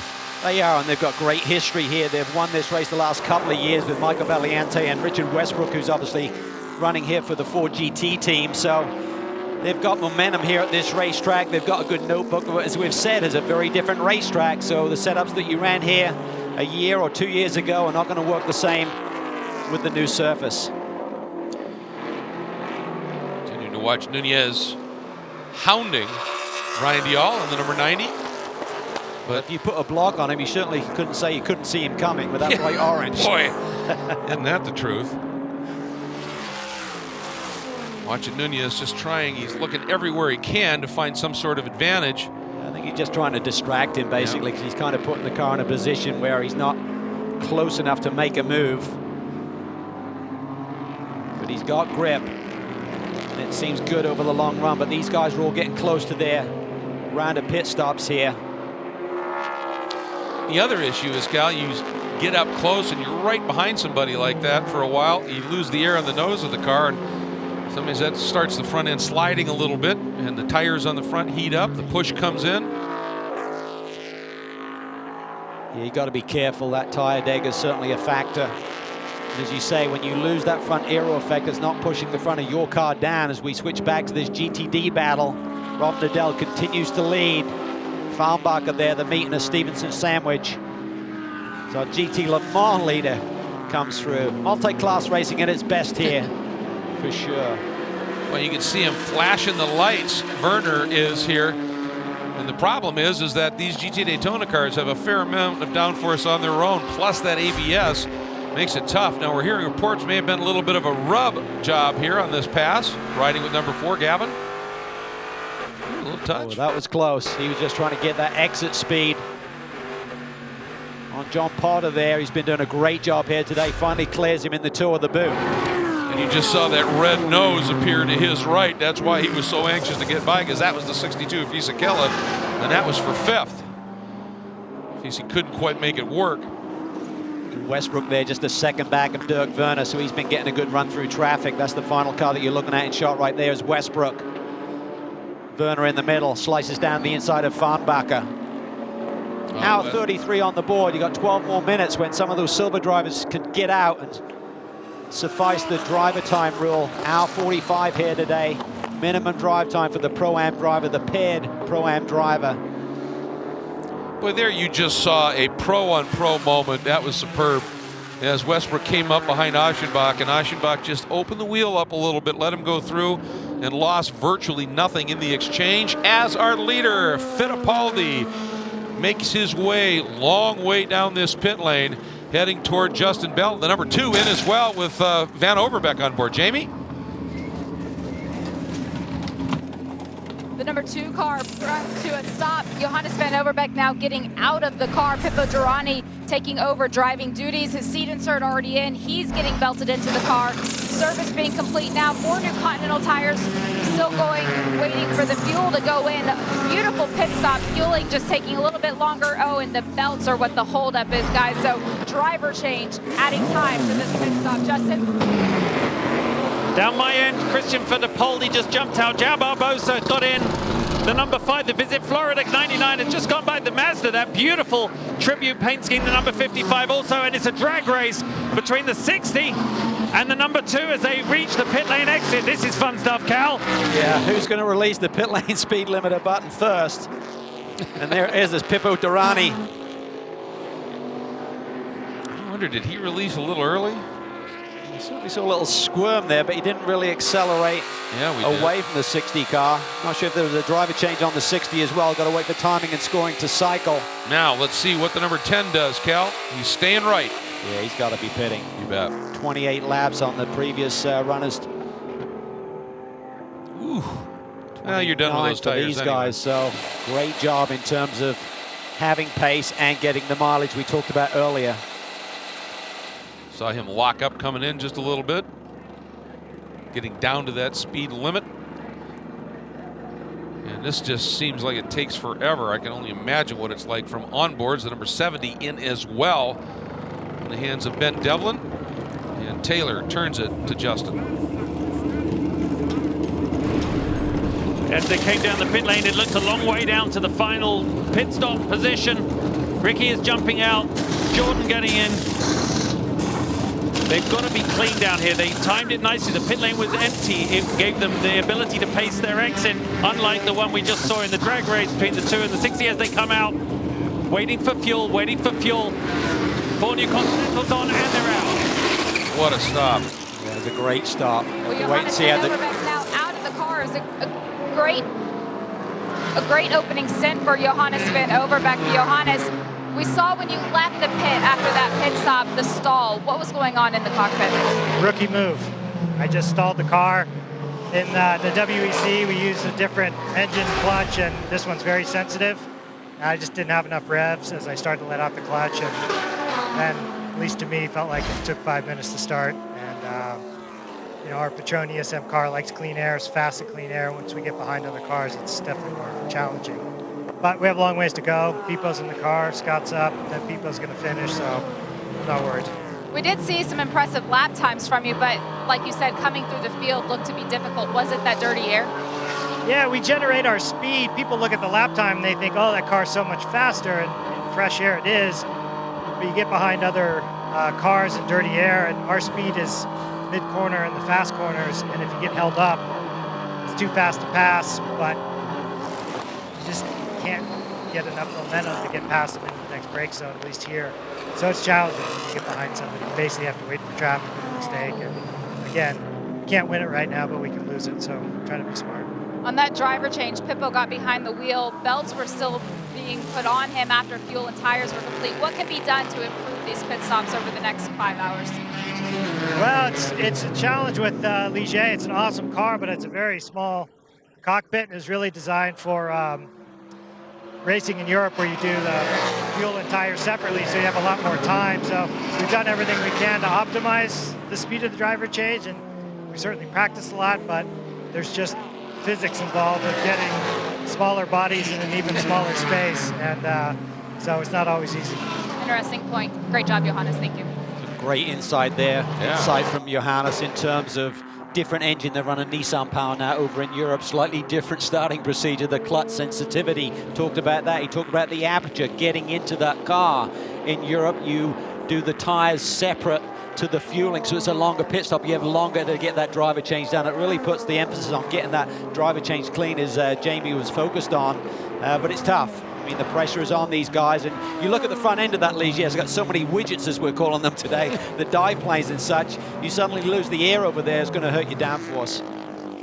Well, and you know, we're talking about it, the all of the things in terms of mechanical that are going to affect a pit stop sequence, but also the ergonomics of the car itself can play a big role. And we've been watching Olivier Pla now on board that number 60, attacking on Joel Miller. We saw an onboard during the interview with Johannes where you could see traffic really look like it was going to hurt the, sorry about that, the car of DERANI. And then suddenly he got parked by the car that he thought he was going to take advantage of, and Pla ended up looking like an opportunity. So, yeah, absolutely. You can see there you had the Shank car and the Patrón car tied at the hip, and suddenly there's about 4 or 5 seconds between them as Pla is not getting a good run through here on the traffic. John Edwards in recovery move. They haven't had a bad pit stop earlier in the race. Problems for the BMW team with Turner Motorsports. Jamie? So disappointing, guys. The 96 now being pushed down pit wall after we saw that great battle for the lead involving Brett Curtis. Brett, the team telling me seems to be a turbo boost issue. What were you feeling in the car?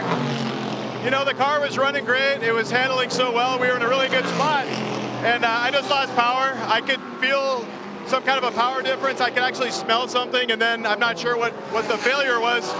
Just totally lost power. I tried to recycle the ignition and just no luck, so it's really too bad. Turner at BMW was really fast today, and I think we had a great car, a great possibility, so I'm pretty disappointed. We definitely had the car to be up there today, so we'll hopefully see what we can do and root for the 97 car in the meantime. And you earned it. It was a great drive. Thank you. Thank you. That was an awesome drive. It was. I mean, hats off to Alden, that group of cars off for that long. That will give him a lot of confidence moving forward, even though he's disappointed right now with potential retirement. And Pla, now that Miller has been able to get comfortable on board that Mazda, it's becoming an even longer day for Olivier Pla as we hop on board with the number 66 Ford GT of Joey Hand.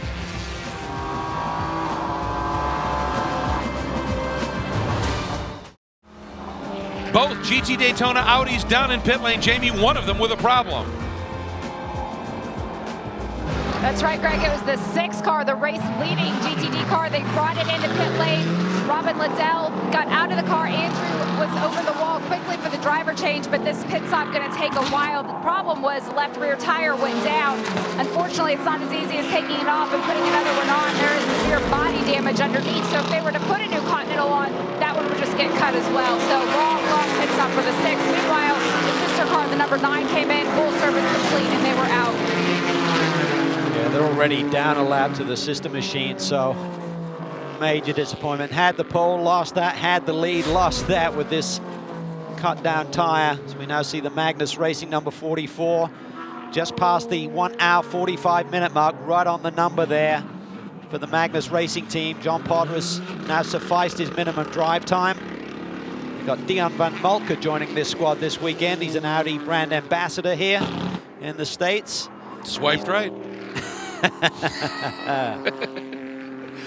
If you want to have fun, just follow Magnus. Oh boy. On Twitter or their social media outlets. They come up with some fun stuff. Don't they? That is great fun indeed. Barbosa on board now, and we had heard what he said about how to deal with traffic, and He's dealing with it and dealing with it well, but he kind of has to because right behind him now, that number 55, Nunez, that's the margin. First to second here as the leader in GT Daytona in Mario Fonbacher. Looks like a driver change.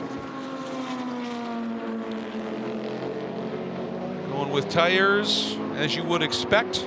3-driver lineup this week. Ian James returns to the fold for Team Seattle.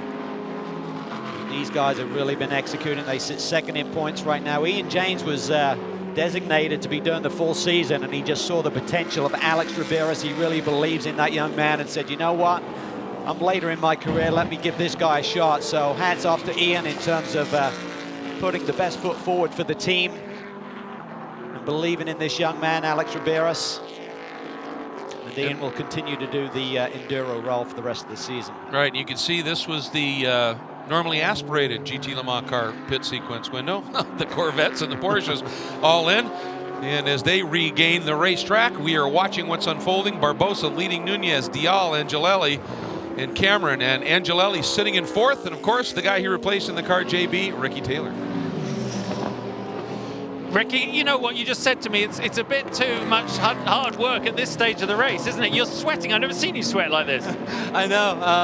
I mean, it's a 6-hour race, but track position is so important and it's so competitive now that you have to push so hard every lap, and everybody's fighting for those Tequila Patrón North American Endurance Cup points too. So, you know, it's hard work, but our Konica Minolta guys did a great job in the pits to get us some track position.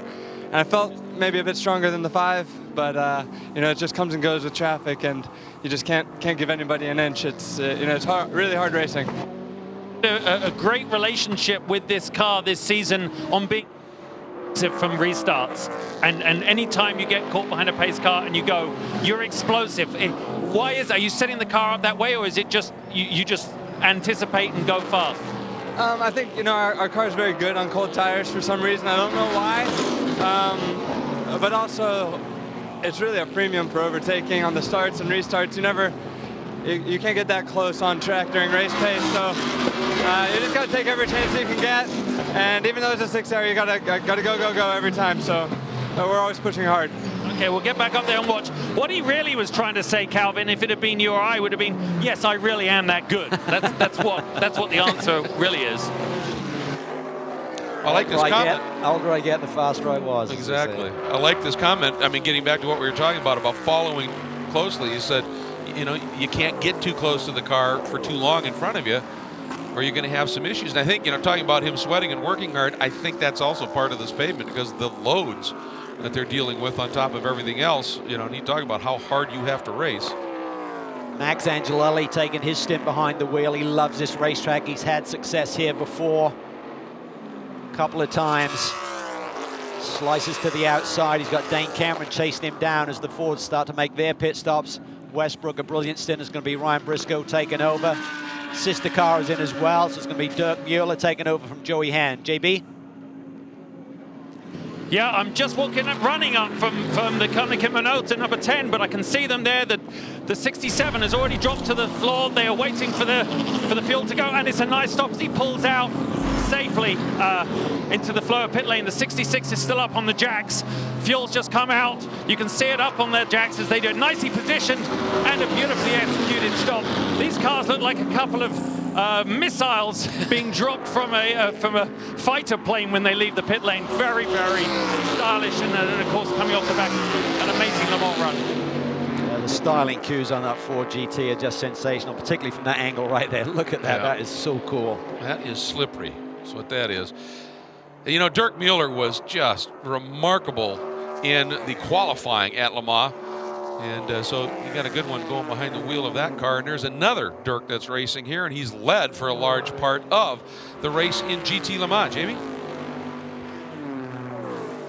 And that's Dirk Werner, Greg. Dirk, great opening stint for you guys and this BMW. One of the questions we had before today was, how does this new surface race? What are your thoughts?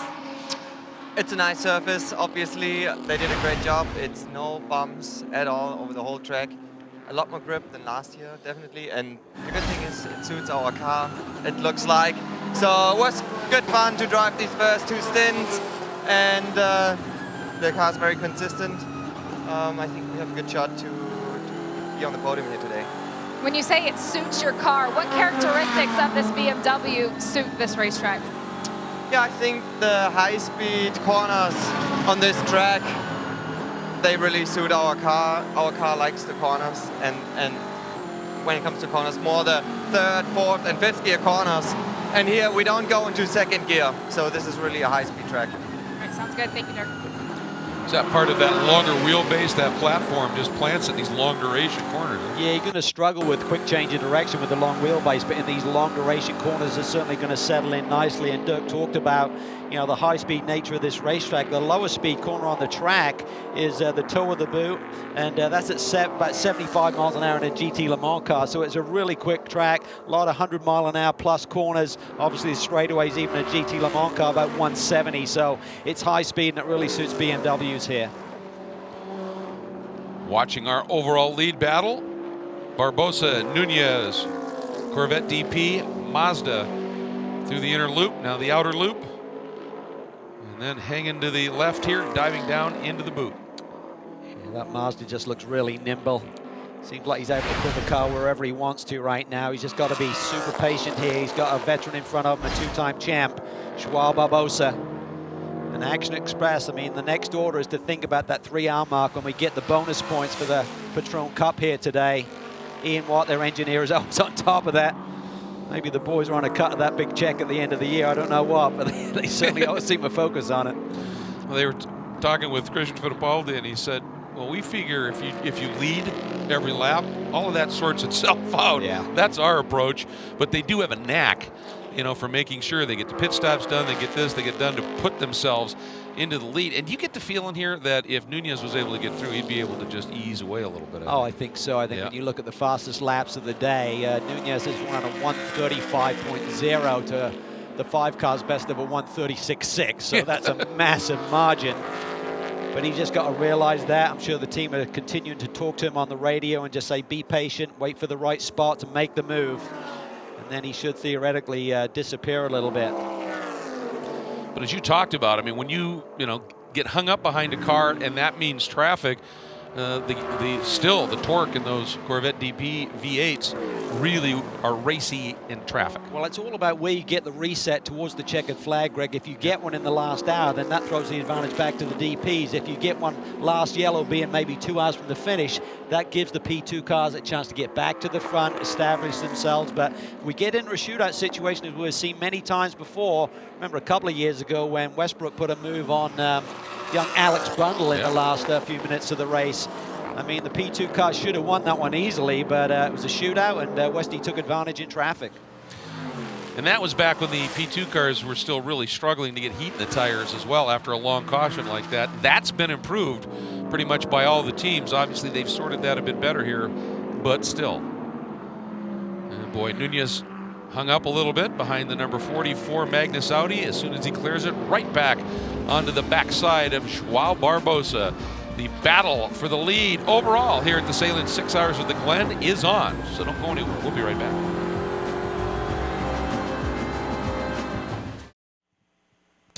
There have been some difficult moments in the history of the 6 Hours at the Glen. One was Tommy Kendall in this crash in the Intrepid back in 1991, where the left rear wheel departed the car, and that was pre-inner loop days. Tremendous entry speed into that turn and a huge impact, a life-changing impact for Tommy Kendall. The reason we're showing it is because he posted it on Facebook along with this post.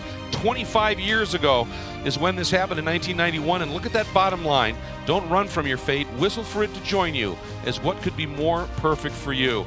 And we are absolutely delighted to say that we have Tommy Kendall on the phone with us. And TK, obviously, that was a big moment, but it didn't stop you. You went on to some pretty special stuff in your career, but wow, that was a life changer. It was, it was, I mean, pardon the pun, impactful. But, it's one of those things where you play the cards you're dealt. And, it changed the trajectory of my career. I was really close to getting going in Indy cars at that point, and also had a lot of interest in NASCAR. And that really kind of refocused me, and I spent the rest of my career in sports cars, and it turned out pretty darn well. So, you know, it's funny how things work. You know, I feel it every single day, but I wouldn't change it. You know, my wife calls me every year wherever I am on that day and wishes me happy bad feet day and says, "A man who limps still walks." That's a cool attitude, mate. And we miss you, brother, in the booth. Certainly had a fun race at Le Mans a couple of weeks ago. What do you think of the new face here at the Glen with the repave?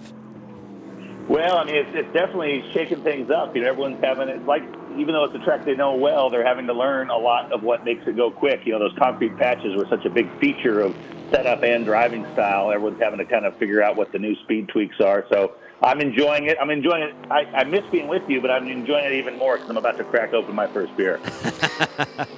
Well, we do the same. We just keep it quiet, mate. What do you think about the P2 versus DP battle? It seems like if we get a reset, the DPs are still a very strong threat for victory, but on an open track, P2s have a lot of pace here today. Yeah, you know, Van Overbeck's comments were pretty apt, you know, where they generate their speed differently. And so, you know, apples to apples on a clear track, they're clearly faster. But whether that's going to be enough to convert, we'll see. You know, patience is going to come into it. And, you know, obviously, you know, I was looking forward to the smooth pavement. We hear a lot about the Mazdas, you know, being a little bit older design, relying more on that underbody for downforce. So, you know, I'm pulling for those guys. A soft spot in my heart for the Mazda guys, giving me my start in my career. So, yeah, it's a fun one to watch. And, I mean, the traffic, you know, you got battles all the way through, which this is unlike really any other race anywhere. Even Le Mans, where you've got the multiple classes, it doesn't impact the race the way traffic does in the 6 hours, in the 12 and 24s here. Well, Tommy, it seems, too, in watching the flow of things as the faster cars come up on the other classes, you know, in the past, those classes would pretty much have to be, you know, stuck on a specific line through a corner. Now it just seems like it's a lot more unpredictable, so there's a lot of variables that they haven't had to deal with. True, and you know, you've touched on it a little bit. With the higher speed, with the more grip, the braking zones are that much shorter. And so it really, you saw that with Nunez trying to get underneath Taylor. You just don't have as much time. A, you start braking later, and B, you roll into the corner faster. So the braking zones are just enough shorter to make the passes that much dicier. So, you know, that's what makes it great. And those battles, as we've seen these, you know, evolve into pure sprint races, it used to be you could kind of give and take, and now everybody has to take all the time, and it makes for some explosive situations. Tommy, there's a lot of discussion about balance of performance and certain teams holding their cards close to the chest after the Le Mans GTLM class win for Ford, but now we assume that the gloves will be off for the rest of the distance. Are you looking forward to this GTLM championship battle in terms of everyone showing everything 100% and going hard at it the rest of the way? Yeah, you know, I've been pretty vocal about my dislike of BOP. I understand why they do it, but it's, you know, the reason people play games is because it works, and whoever does them better reaps the benefit. So I'd love to see them try to figure out a better way to do that. But in the meantime, like you said, now the home stretch, the Fords had to kind of lay in the weeds a little bit the first part of the year to get set up for Le Mans, and now they find themselves in a bit of a hole. So I am looking forward to seeing that. It was also nice to see them extend their program. You know, I think that was one of the criticisms against them. It's a little bit like the presidential political race. Everybody's saying, well, those guys aren't going to be here. Why are you doing them any favors? Well, then Ford counters with, oh, you know what, we're going to be here 2 more years. So it really is a big chess match on and off the track. And but at the end of the day, it comes down to the guys bolting them together and the guys pushing the pedals and turning the wheel. So, you know, the more we can focus on that and make it so that we have a framework where the heroic performances kind of can come through is really what you're trying to do. And that's my main gripe with BOP, is it threatens that. But, you know, it's nice to see such a heavy, healthy manufacturers battle. And if you like sports car racing, all the heroes, it's not like you got 1 or 2 stars. I mean, every single car, you know, you got Andy and Bamber and Gavin. I mean, it's like a who's who. It's like an IROC race in every race. And you added to that challenge of the BOP for the series, Tommy, is obviously when Michelin come with a brand new tire and it suits one car versus another, that changes the picture completely, as we saw at Mazda Raceway, Laguna Seca, and at Le Mans. Yeah, you know, it's a case of unintended consequences. You know, Michelin has a whole bunch of customers, and so they obviously can't develop the tire exactly for anyone's car. They're trying to make the best one that fits everyone's, but some people are blowing in their ears, and maybe if a team had a particular challenge with the old one, they're like, those guys are really struggling, nobody else is. Let's tweak this a little bit, maybe more to them to get them in, and sometimes they can overshoot the other way. So it really is delicate, and it's the nature of the beast. I mean, it's a very, very complicated sport with incredible number of moving parts, but that's also what makes it so cool. Well, it's interesting too. I think with that question, Cal, talking about the fact that Michelin, they've got all these technical partners. Most of them run at Le Mans or run similar vehicles at Le Mans. BMW doesn't, and that really put them on the hind foot. And for them, I mean, they did the right thing in this Le Mans break. They were able to clearly come up with some sort of a solution. But TK, I'll tell you, we were listening to what Dirk Werner said, and he said this track now, this BMW really working well here, and clearly they've got their head wrapped around that tire issue at least a bit better. Yeah, I mean, that's the other moving part of the equation. You might have, something taking place in BOP. You might have something taking place on the tire front. Meanwhile, you've got all these incredibly talented teams working day and night on their simulations, on the dynos, all these things.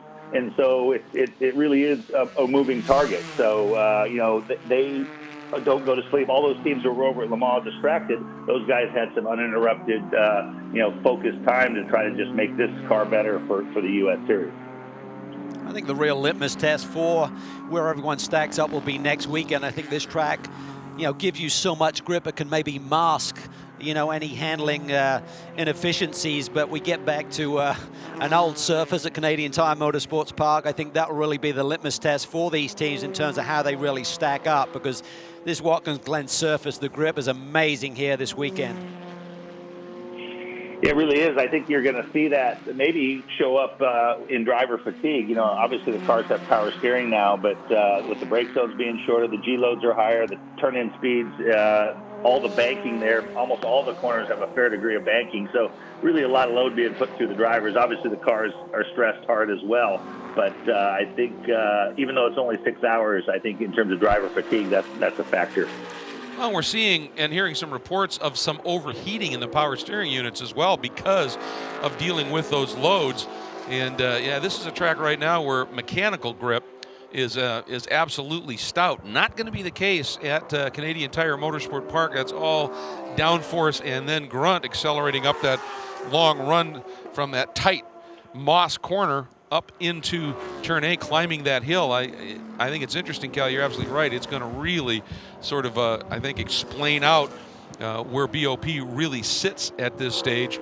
As we continue to watch here, Barbosa, you can see Nunez closes up on him, and then they get into traffic, and Barbosa able to open up just a little bit of a margin. So, hey, TK, thank you so much for joining us. And again, I know it's a tough anniversary, but that was an inspirational post, my friend. And we miss you here, and we're so glad you were able to join us for just a little bit.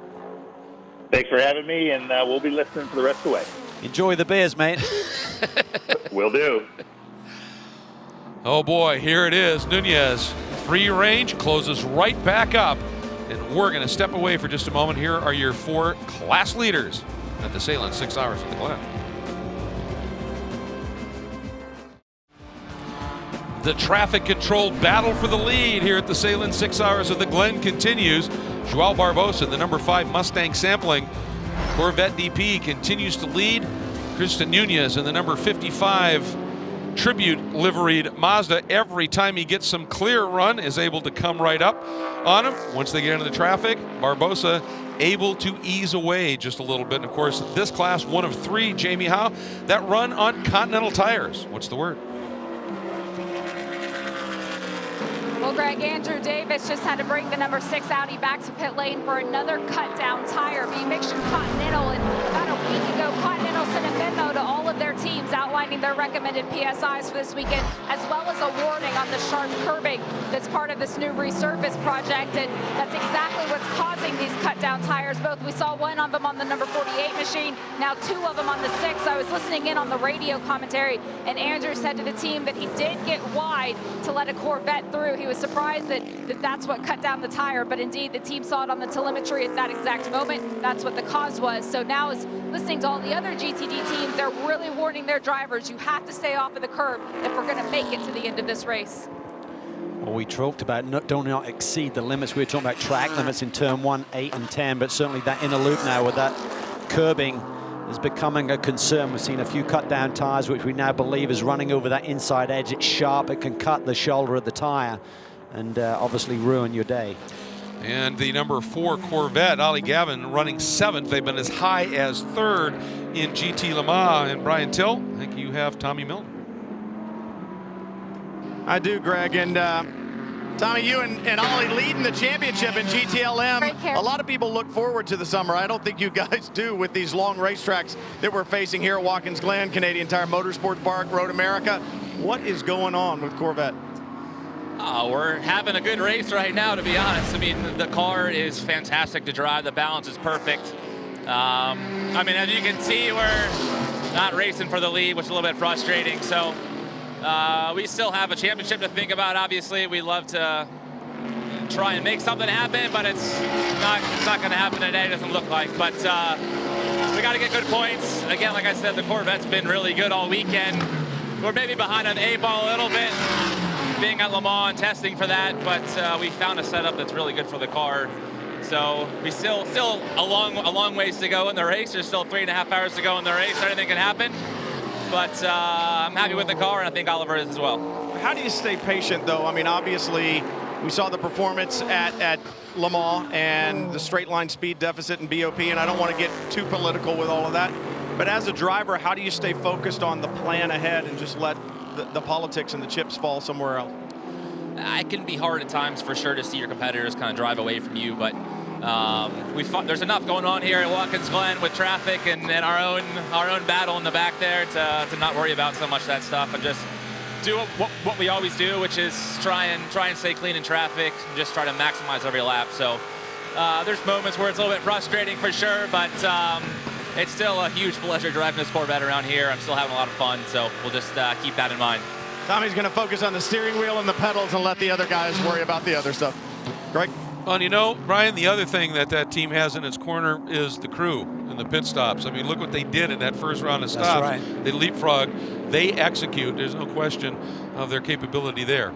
You just have to hang tough on days like this because you never know when you're going to get a reset with the full caution period, give you a chance to have your crew do some excellent work for you, leapfrog back to the front. So it's never over till it's over. You've got to stay on that lead lap. You've got to stay in the hunt, keep grinding away. But it is frustrating when you have the championship lead and you see that whittled away. Obviously, the 67 car coming off that big victory. They're not that far back. They're in 3rd position in points, even with the slow start to the year for the Ford GT here in IMSA competition. They're certainly showing pace here at Le Mans. It's all about the Reese battle with the 2 Ford GTs on the podium positions. But today, it's all about that, particularly the number 25 BMW. They seem to have a bit more pace than the 100 machine today. I'm not sure if it's just tire strategy. Meanwhile, the 31 hitting pit road. BT? Dane Cameron rolls in, looks like a routine stop, but the 8, that leader light system on the side is not what they want to see. Second in the championship right now. He and Eric Kern trying to hold on to that position and cut down on the leader. Dane Cameron back underway. It made a couple of moves. It got up to the 4th position. It got around Max Angelelli, who was faded a little bit. We believe he's got some kind of drinks bottle issue going on inside the number 10 car. So they may do an earlier driver change than anticipated if Max is struggling. Look at this, Nunez. He has been patient. Talked about his pace, Greg, but not forcing the issue. Smart driving right here. Obviously, I think maybe that incident down at in the early stages of the race, I think that was a lesson for the young man. Incredibly quick, and the team immediately said, we don't need that at this stage. And he really, since then, has been absolutely superb. And Tommy talked about it, the fact that that Mazda, a little bit older P2 design, it really generates all its downforce from the tunnels underneath. But to get that downforce, you have to run the car low to the ground to maximize the efficiency. Well, on a bumpy race circuit, you can't do that. Here now, it's like a billiard table. They can get it right down on the deck, maximize the downforce. That's why the car is so quick this weekend. Through the inner loop. There are those curbs that everybody's been struggling with. You see the prototypes just by design have to stay fairly well off of those curbs, and looks like Jeff Siegel has the Scuderia Corsa Ferrari in, Brian. Yeah, but this is not what you want to see on a pit stop, Greg. The rear glass has come out, call it the rear window if you'd like, but that's what allows the crew access to the engine compartment, and that's where they have headed right now. Up and on top of that Ferrari power plant looking in, and I can't tell exactly what the crew is going to work trying to fix, but this is not what they needed. Remember, Siegel, a part of that winning team, part of that Scuderia Corsa team that won the GTE AM category at Le Mans with Bill Sweedler and Townsend Bell, trying to help Christina Nielsen and Alessandro Balzan to a victory here and keep atop of the points in GT Daytona in the WeatherTech SportsCar Championship. But a long stop on pit road is not what you need. Yeah, they're only 8 laps into this stint, so it's definitely off schedule. It's not like they're just trying to fix something whilst doing their routine scheduled pit stop. These are the championship leaders. Jeff Siegel coming off the high of the win at Le Mans, as well as the team, Scuderia Corsa. Christina Nielsen also competed over there in the GTE AM category, finishing in the 6th position, so a nice run for her as well. Yeah, in the WeatherTech Championship, the team put together 3 straight podium finishes, and that consistency has been their strong suit here. Whatever the fix is, looks like it may finally be done. It might be a turbo clamp or something. Slow release, but long stop nonetheless. We were talking a little bit about where the Corvette, the number 4 Corvette sits of the 4 championships, Cal. They had the biggest points margin coming in, but as you're talking about, that's been whittled away here. We just get a report, the 63 overboost warning. Well, maybe that's what they're in to correct. Yeah. If they got a loose coupling or something there that is creating that overboost situation. They may have been seeing it on their telemetry, and the series has now warned them. It's monitored real time. They've got telemetry to the series, as well as making sure that the teams don't use more boost than they're allowed per the regulations. And PIPO DERANI from 7th now has made a stop back out on track in the Tequila Patrón ESM Ligier Honda. He regains the circuit. It's Barbosa leading overall. French in Prototype Challenge, Oberlin and Bell in the GT class. Welcome back, and we have a battle shaping up, and after pit stops as well here at the SAHLEN'S 6 hours of the Glen. And coming up the outside is Joao Barbosa, but you see that Mazda, after the pit stop sequence, the number 55, the number 5, and the number 60 have pitted. And after a tough pit stop the previous time, Cal, that Mazda team executed beautifully. They did a driver change, Spencer Pigot behind the wheel of the 55. Well, he's got cold tires. Joao Barbosa has a lap on his, so he should be able to go after him. But Spencer Pigot coming off a top 10 finish, his first in IndyCar competition last weekend at Road America. He looks like he's on the pace immediately. Great response there from that young man. Yeah, coming up to the S, as you can see, Joao definitely had pace, and Spencer loathed to let him through, knowing that if he can have some clear track here, once those tires come up, he might be able to get after it here. Ooh, the Corvette running way, way wide. Barbosa coming up around the outside, and he has just made that one work, and that is just, I think, hot tires and a great line through turn 9. Yeah, a little bobble there from Spencer. He had to kind of readjust there, get back into rhythm, and Joao pounced. He realized that he had to try and make it happen on this first lap after the pit stops, but looked like Spencer had done enough to maintain the lead, but Barbosa, the wily veteran, just takes advantage there in traffic. And that right now is the battle for the 2nd spot, as it is Joel Miller in the team number 70. Sits in front, did not stop.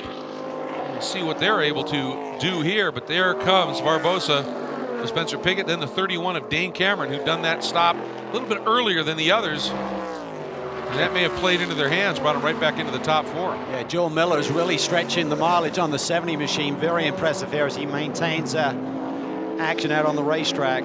while we were in break, we talked about there were a number of pit stops. Brian, what did you see? What I saw was an exceptional stop for the 5 team, as Action Express has been doing all day long, all season long, actually. And right now, Barbosa with a good car out on the racetrack. The number 10 from Wayne Taylor Racing also pitted Angelelli out. Jordan Taylor in. Good stop there, but I tell you what, Action Express is certainly showing the way on that today, even though the Wayne Taylor group very, very quick. And the problem for the 63 car, we talked about that a little bit before the break, the GTD Ferrari, some type of a sensor issue back in the engine compartment, and the power then fluctuates. So the crew trying to go to work to get that zip tied together and see if they can fix that sensor problem and keep that Ferrari running. Everybody take tires in those stops, as you know, Brian? Everybody that I saw, the 5 and the 10 both took tires. And the number 70 now in from the lead. They too doing tires. Really impressive stint there. I think it was 30 laps there. Really good mileage with that Mazda AER engine.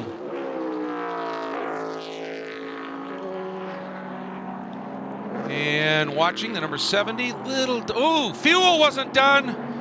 Came down off the jacks, they took off, the fueler was still connected, Cal. Yeah, you can just see that little misstep there in this pit stop. Saw it earlier this year at Mazda Raceway Laguna Seca, potentially cost them the victory that day.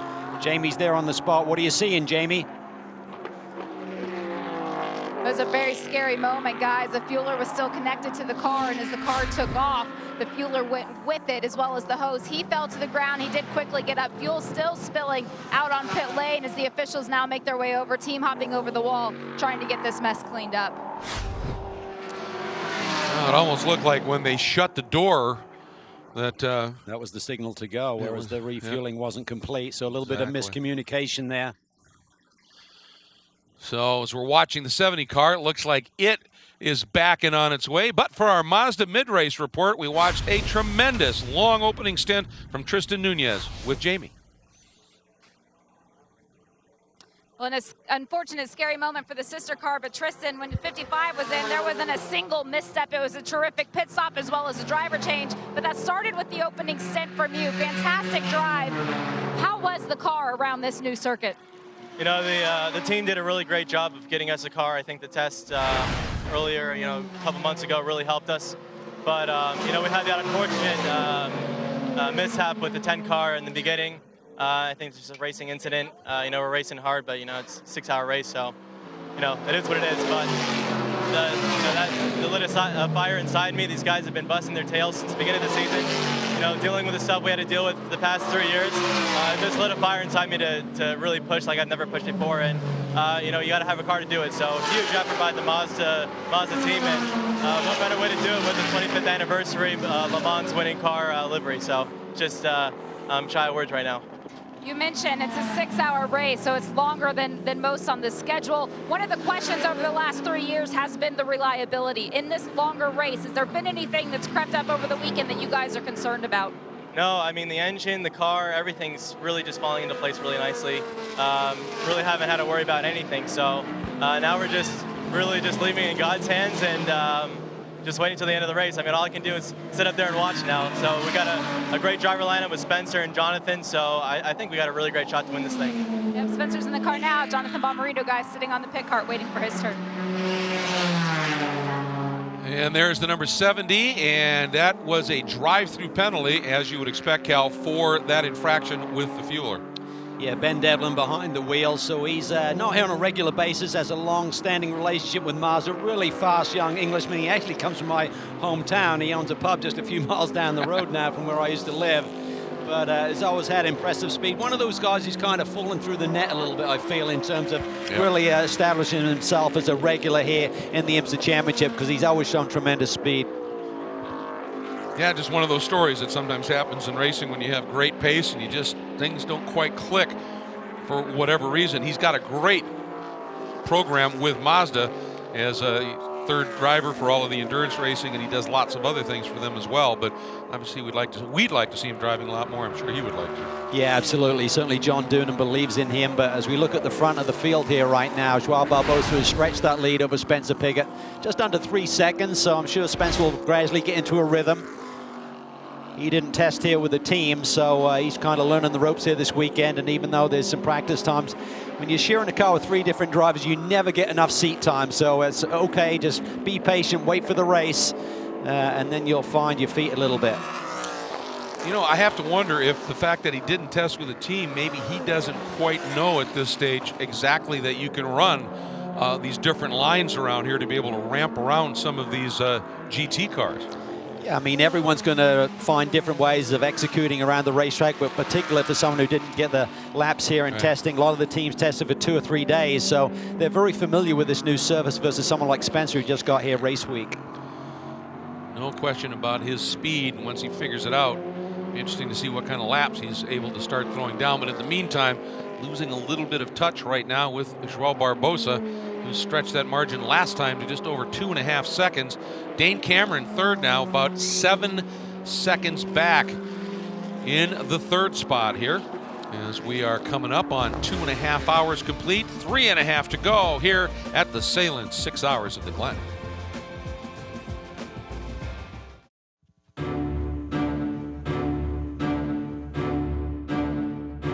Standing here in the Corvette display area with Ollie Gavin, one of the factory drivers for Corvette Racing. Now, Ollie, before we talk about the Grand Sport car, let's talk about the name. It goes back a long way, doesn't it? Zora Arcos-Duntrov's mantra was Grand Sport was built to be the world's best sports car. In order to establish a sports car, you've got to race it. That was his mantra, existing through to today, I know that. Well, Chevrolet have introduced another chapter in the story, arguably the closest connection between the race car and the production car. It is a limited edition Grand Sport. It looks a bit more muscular, looks a bit faster. What's going on? Well, this is the LT1 6.2 litre small block V8, 460 horsepower, 460 foot-pound of torque, lightweight chassis, aerodynamic. The hood line's been lowered. You get extra airflow and performance. The Z06 grille intakes for the brake cooling. You know, it's just got that wow factor. It's got a laundry list of very cool things, which make it from the outside look like a stealth bomber, but the inside is anything but supple. It's got that tension blue interior, all the stitching. You know, it just really just pops out at you. It's just exciting. So this is obviously the hot ticket, and they're making 1,000 of them. Well, that's why the 2017 Corvette Grand Sport is truly the purest Corvette. But I'll tell you, that level of dedication from Corvette and GM is one of the reasons you come to a WeatherTech race, Cal. The Corvette corrals absolutely chock full as we right on board with the number 4. Yeah, it's simply amazing the support that they have, and it's certainly a belief that Doug Feehan has in terms of having this program really generate that excitement. It's been going on for so many years now, and it continues to build. And a little bit farther up the road from where Ollie is running right now, sitting in the 7th spot, Bill Auberlen, the number 25 BMW, did a stop while we were in break, fuel and tires, everything smooth and back on track. And having a look here, there is the number 8 of Alex Popov, who is running 2nd in Prototype Challenge right now. And behind him, you see the number 54 of Mark Wilkins, who's taken over from Jonathan Bennett, who Cal He's got a really, problem. Yeah, he must. He's got something going on because he had a quick spin about a lap ago, and suddenly that car is off the pace. Bennett had a really impressively quick and clean, long opening run, but problems now for Wilkins. Kenton Cook, by the way, is leading Prototype Challenge in the number 38 Performance Tech machine. A couple of key players. We saw there was an off and an incident for the number 85. The car that had led early in the season with some great performances. The number 52 of Robert Alon now, looks like they may have retired that car. They had an alternator problem. They were literally pitting constantly and swapping out batteries. Of course, the crash for the number 20 of Molam as well. And Wilkins trying to make up a little ground because apparently they had an issue, I think it was speeding in the pit lane, but they were able to come back from it. We're on board with the Goose. Yeah. As we were riding on board the number 90 there for a moment, I think Brian Till was with a driver who, in that car, won a couple of races right here in the 6 hour at the Glen in 2014 and 15, right?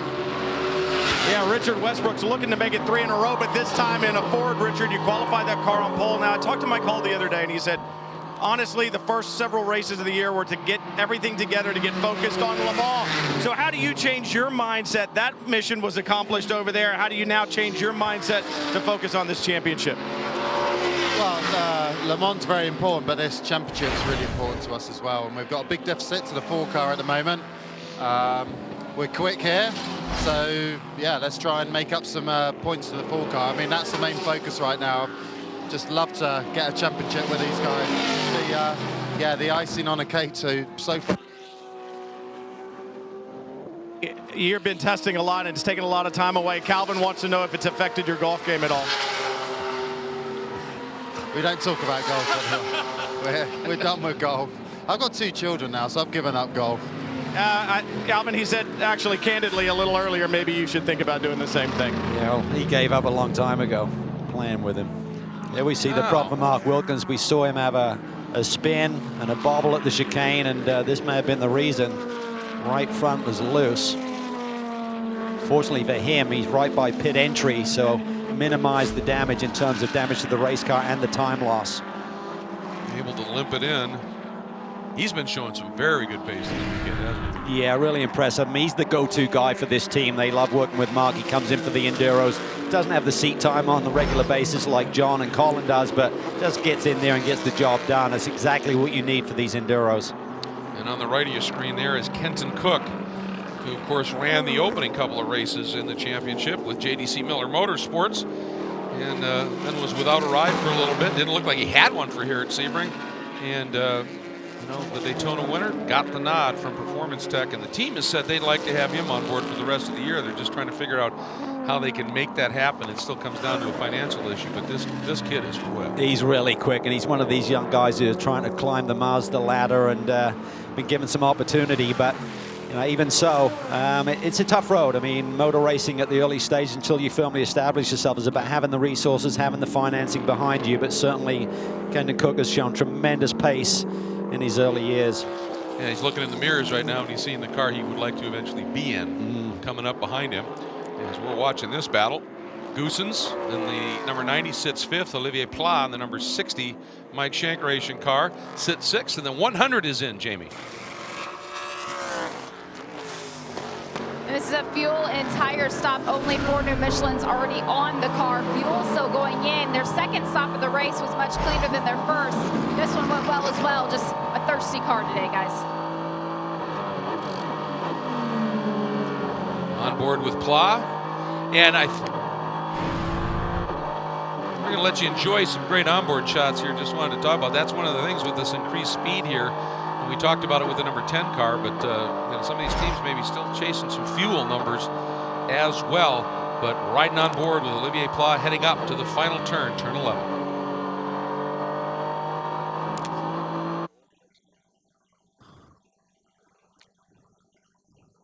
We hop on board the number 70, and there's where you transition down into the boot.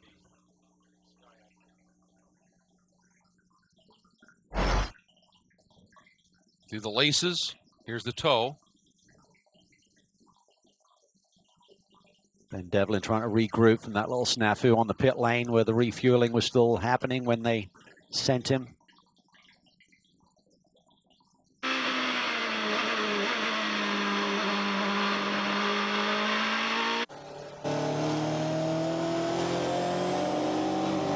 Now out of the pits on board with Lucas Luhr, but our GTD leader is in, the Stevenson Audi. Jamie. And Matt Bell will stay behind the wheel of the car. Team telling him over the radio this is going to be a quicker pit stop. We're going to need some fuel. We're also going to put on 4 new Continental tires. They said they cleaned the windshield if they had time. They did have time to get to that driver's side only. They gave him a fresh drink bottle as well. So he's going to do a little bit of extra time behind the wheel of the car. The plate on the side still now has switched to the 2nd position. So he did lose the lead, obviously, coming in. Fuel still going into this car, guys. I said the cars are thirsty today. Tire changes are so quick. Just waiting on the fuel. Big round of applause for Stevenson. And the number 911 is in as well. That was Patrick Pellet. Tough day for these guys, really at the tail end of that GTLM field, Brian. But as usual, the core Autosports group doing a great job on these pit stops today. It's busy down here, even on green flag pit stops. You saw the 911 had to go around the 5-4 routine stop for the 911. They don't have the pace that they want here. But For the 5-4, they're having to change the upright on the right front. That's a long stop. The 23 was just in from Alex Job Racing. They were running second in GTD when they came in. Mario Fahnbacher got behind the wheel. The problem there, the 5-4 was in front of him. Took a little while to pull the 23 back and let him get around the 54 prototype challenge car, and that cost some precious time. Well, and the number 96 continues to have some issues here. We saw some problems with that car early. Then we saw a great drive by Brett Curtis, and now some problems once again. And by the way, cycling to the front in GT Daytona with Matt Bell stop, the 22 WeatherTech Porsche of Lee Keen. And that car had been well down the order for a little bit. So they played the strategy right. Of course, that can all change when they have to do the stop. But now they're up and in the battle. That is great to see. We'll be back.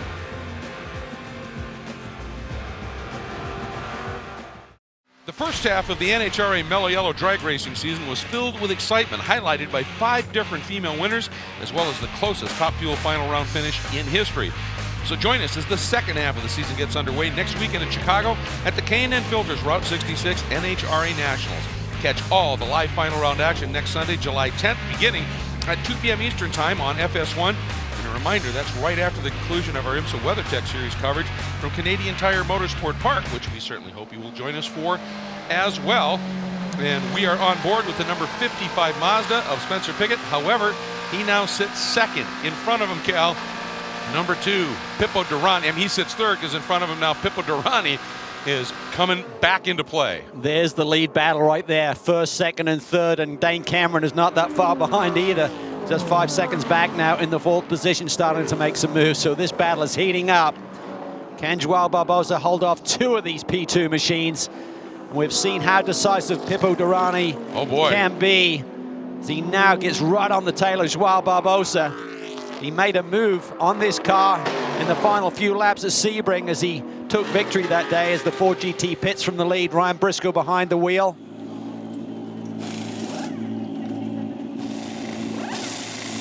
And car up on the jacks, Ryan Briscoe behind the wheel. He told me yesterday, he said, I'm actually getting more rest here at the racetrack than I got at home with Nicole, just having another child. So he's at home in the cockpit of that Ford GT doing a good run right now. And then right behind him, the sister car, the 66. This is the chassis that won at Le Mans. Not the bodywork, not the engine, not the drivetrain, but the chassis underneath it is what won at Le Mans. And right now, Ford having a good day here at Watkins Glen.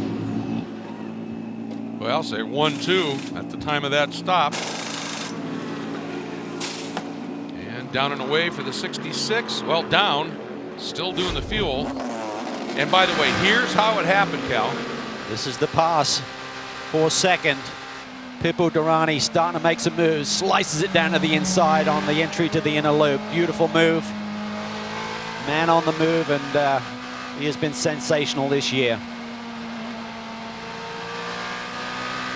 Coming up on the back of one of the Fords. Had to check up, but no opportunity for Spencer to be able to do much with it. As the 67 back out.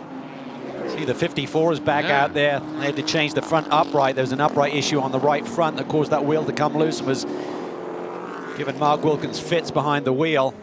In terms of the inconsistency, probably creates some braking issues when the upright starts to fail. It then moves the rotor around, can kick the pads back. All sorts of things can go wrong. And I'll tell you, this has just been one of those years. I mean, this is a team that has won, what, 4 Prototype Challenge Championships. The drivers, Bennett and Brown, have won the last 2, and they're way out of it in terms of the points. Well, other than the Sebring victory, it's just been a disaster. One problem after another, getting hit, having engine blow at Daytona when they were leading. Just not the championship year. All you can do is just put it behind you. They've had their share of success.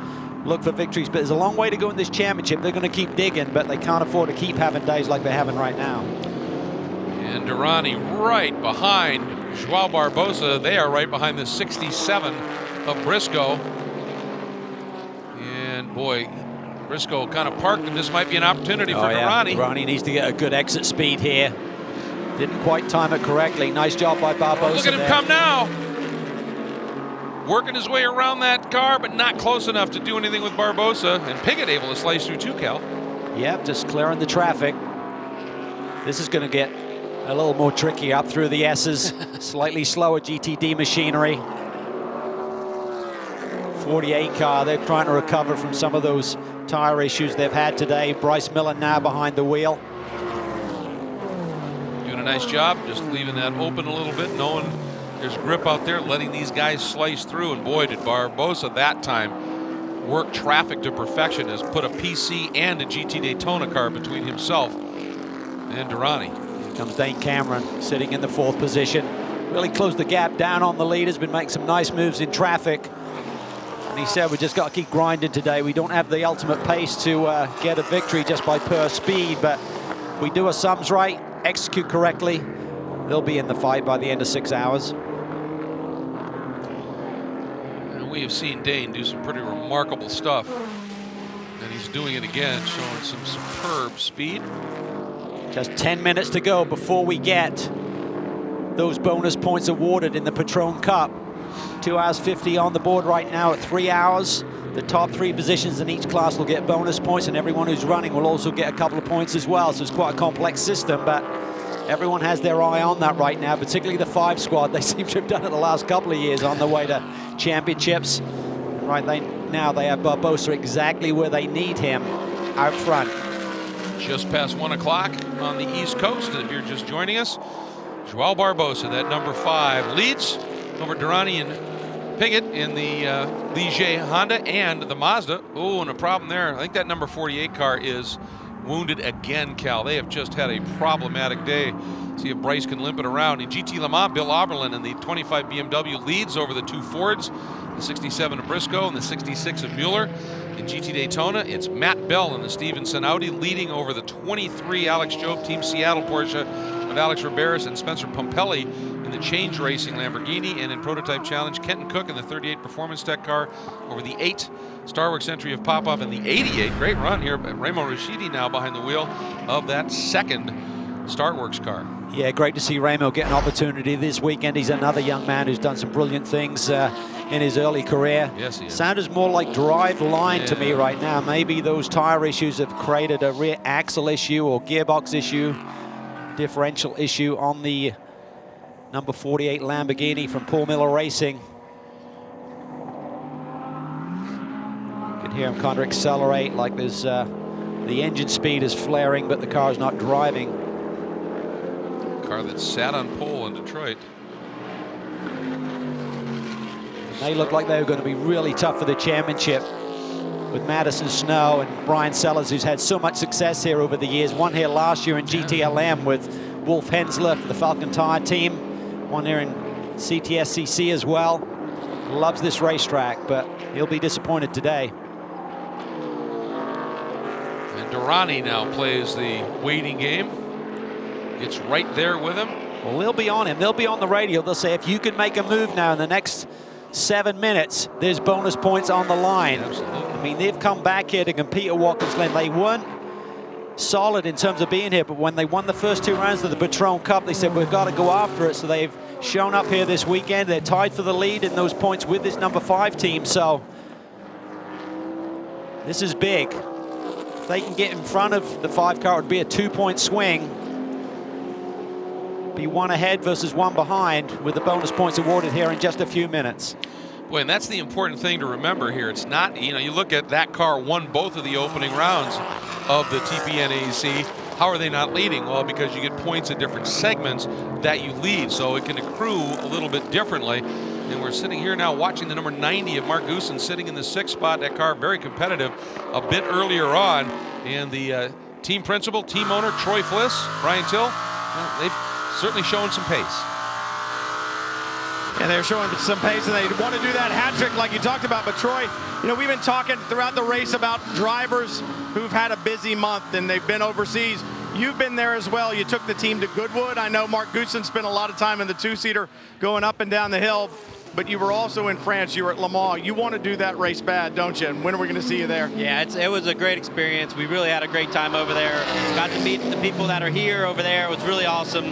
The event was something I've always wanted to go to, and that was the first chance I did. So, yeah, Visit Florida and ourselves would like to do it. So we're looking at it very hard for next year. And now with the new cars coming, we'd like to be able to maybe go give them a shot over there.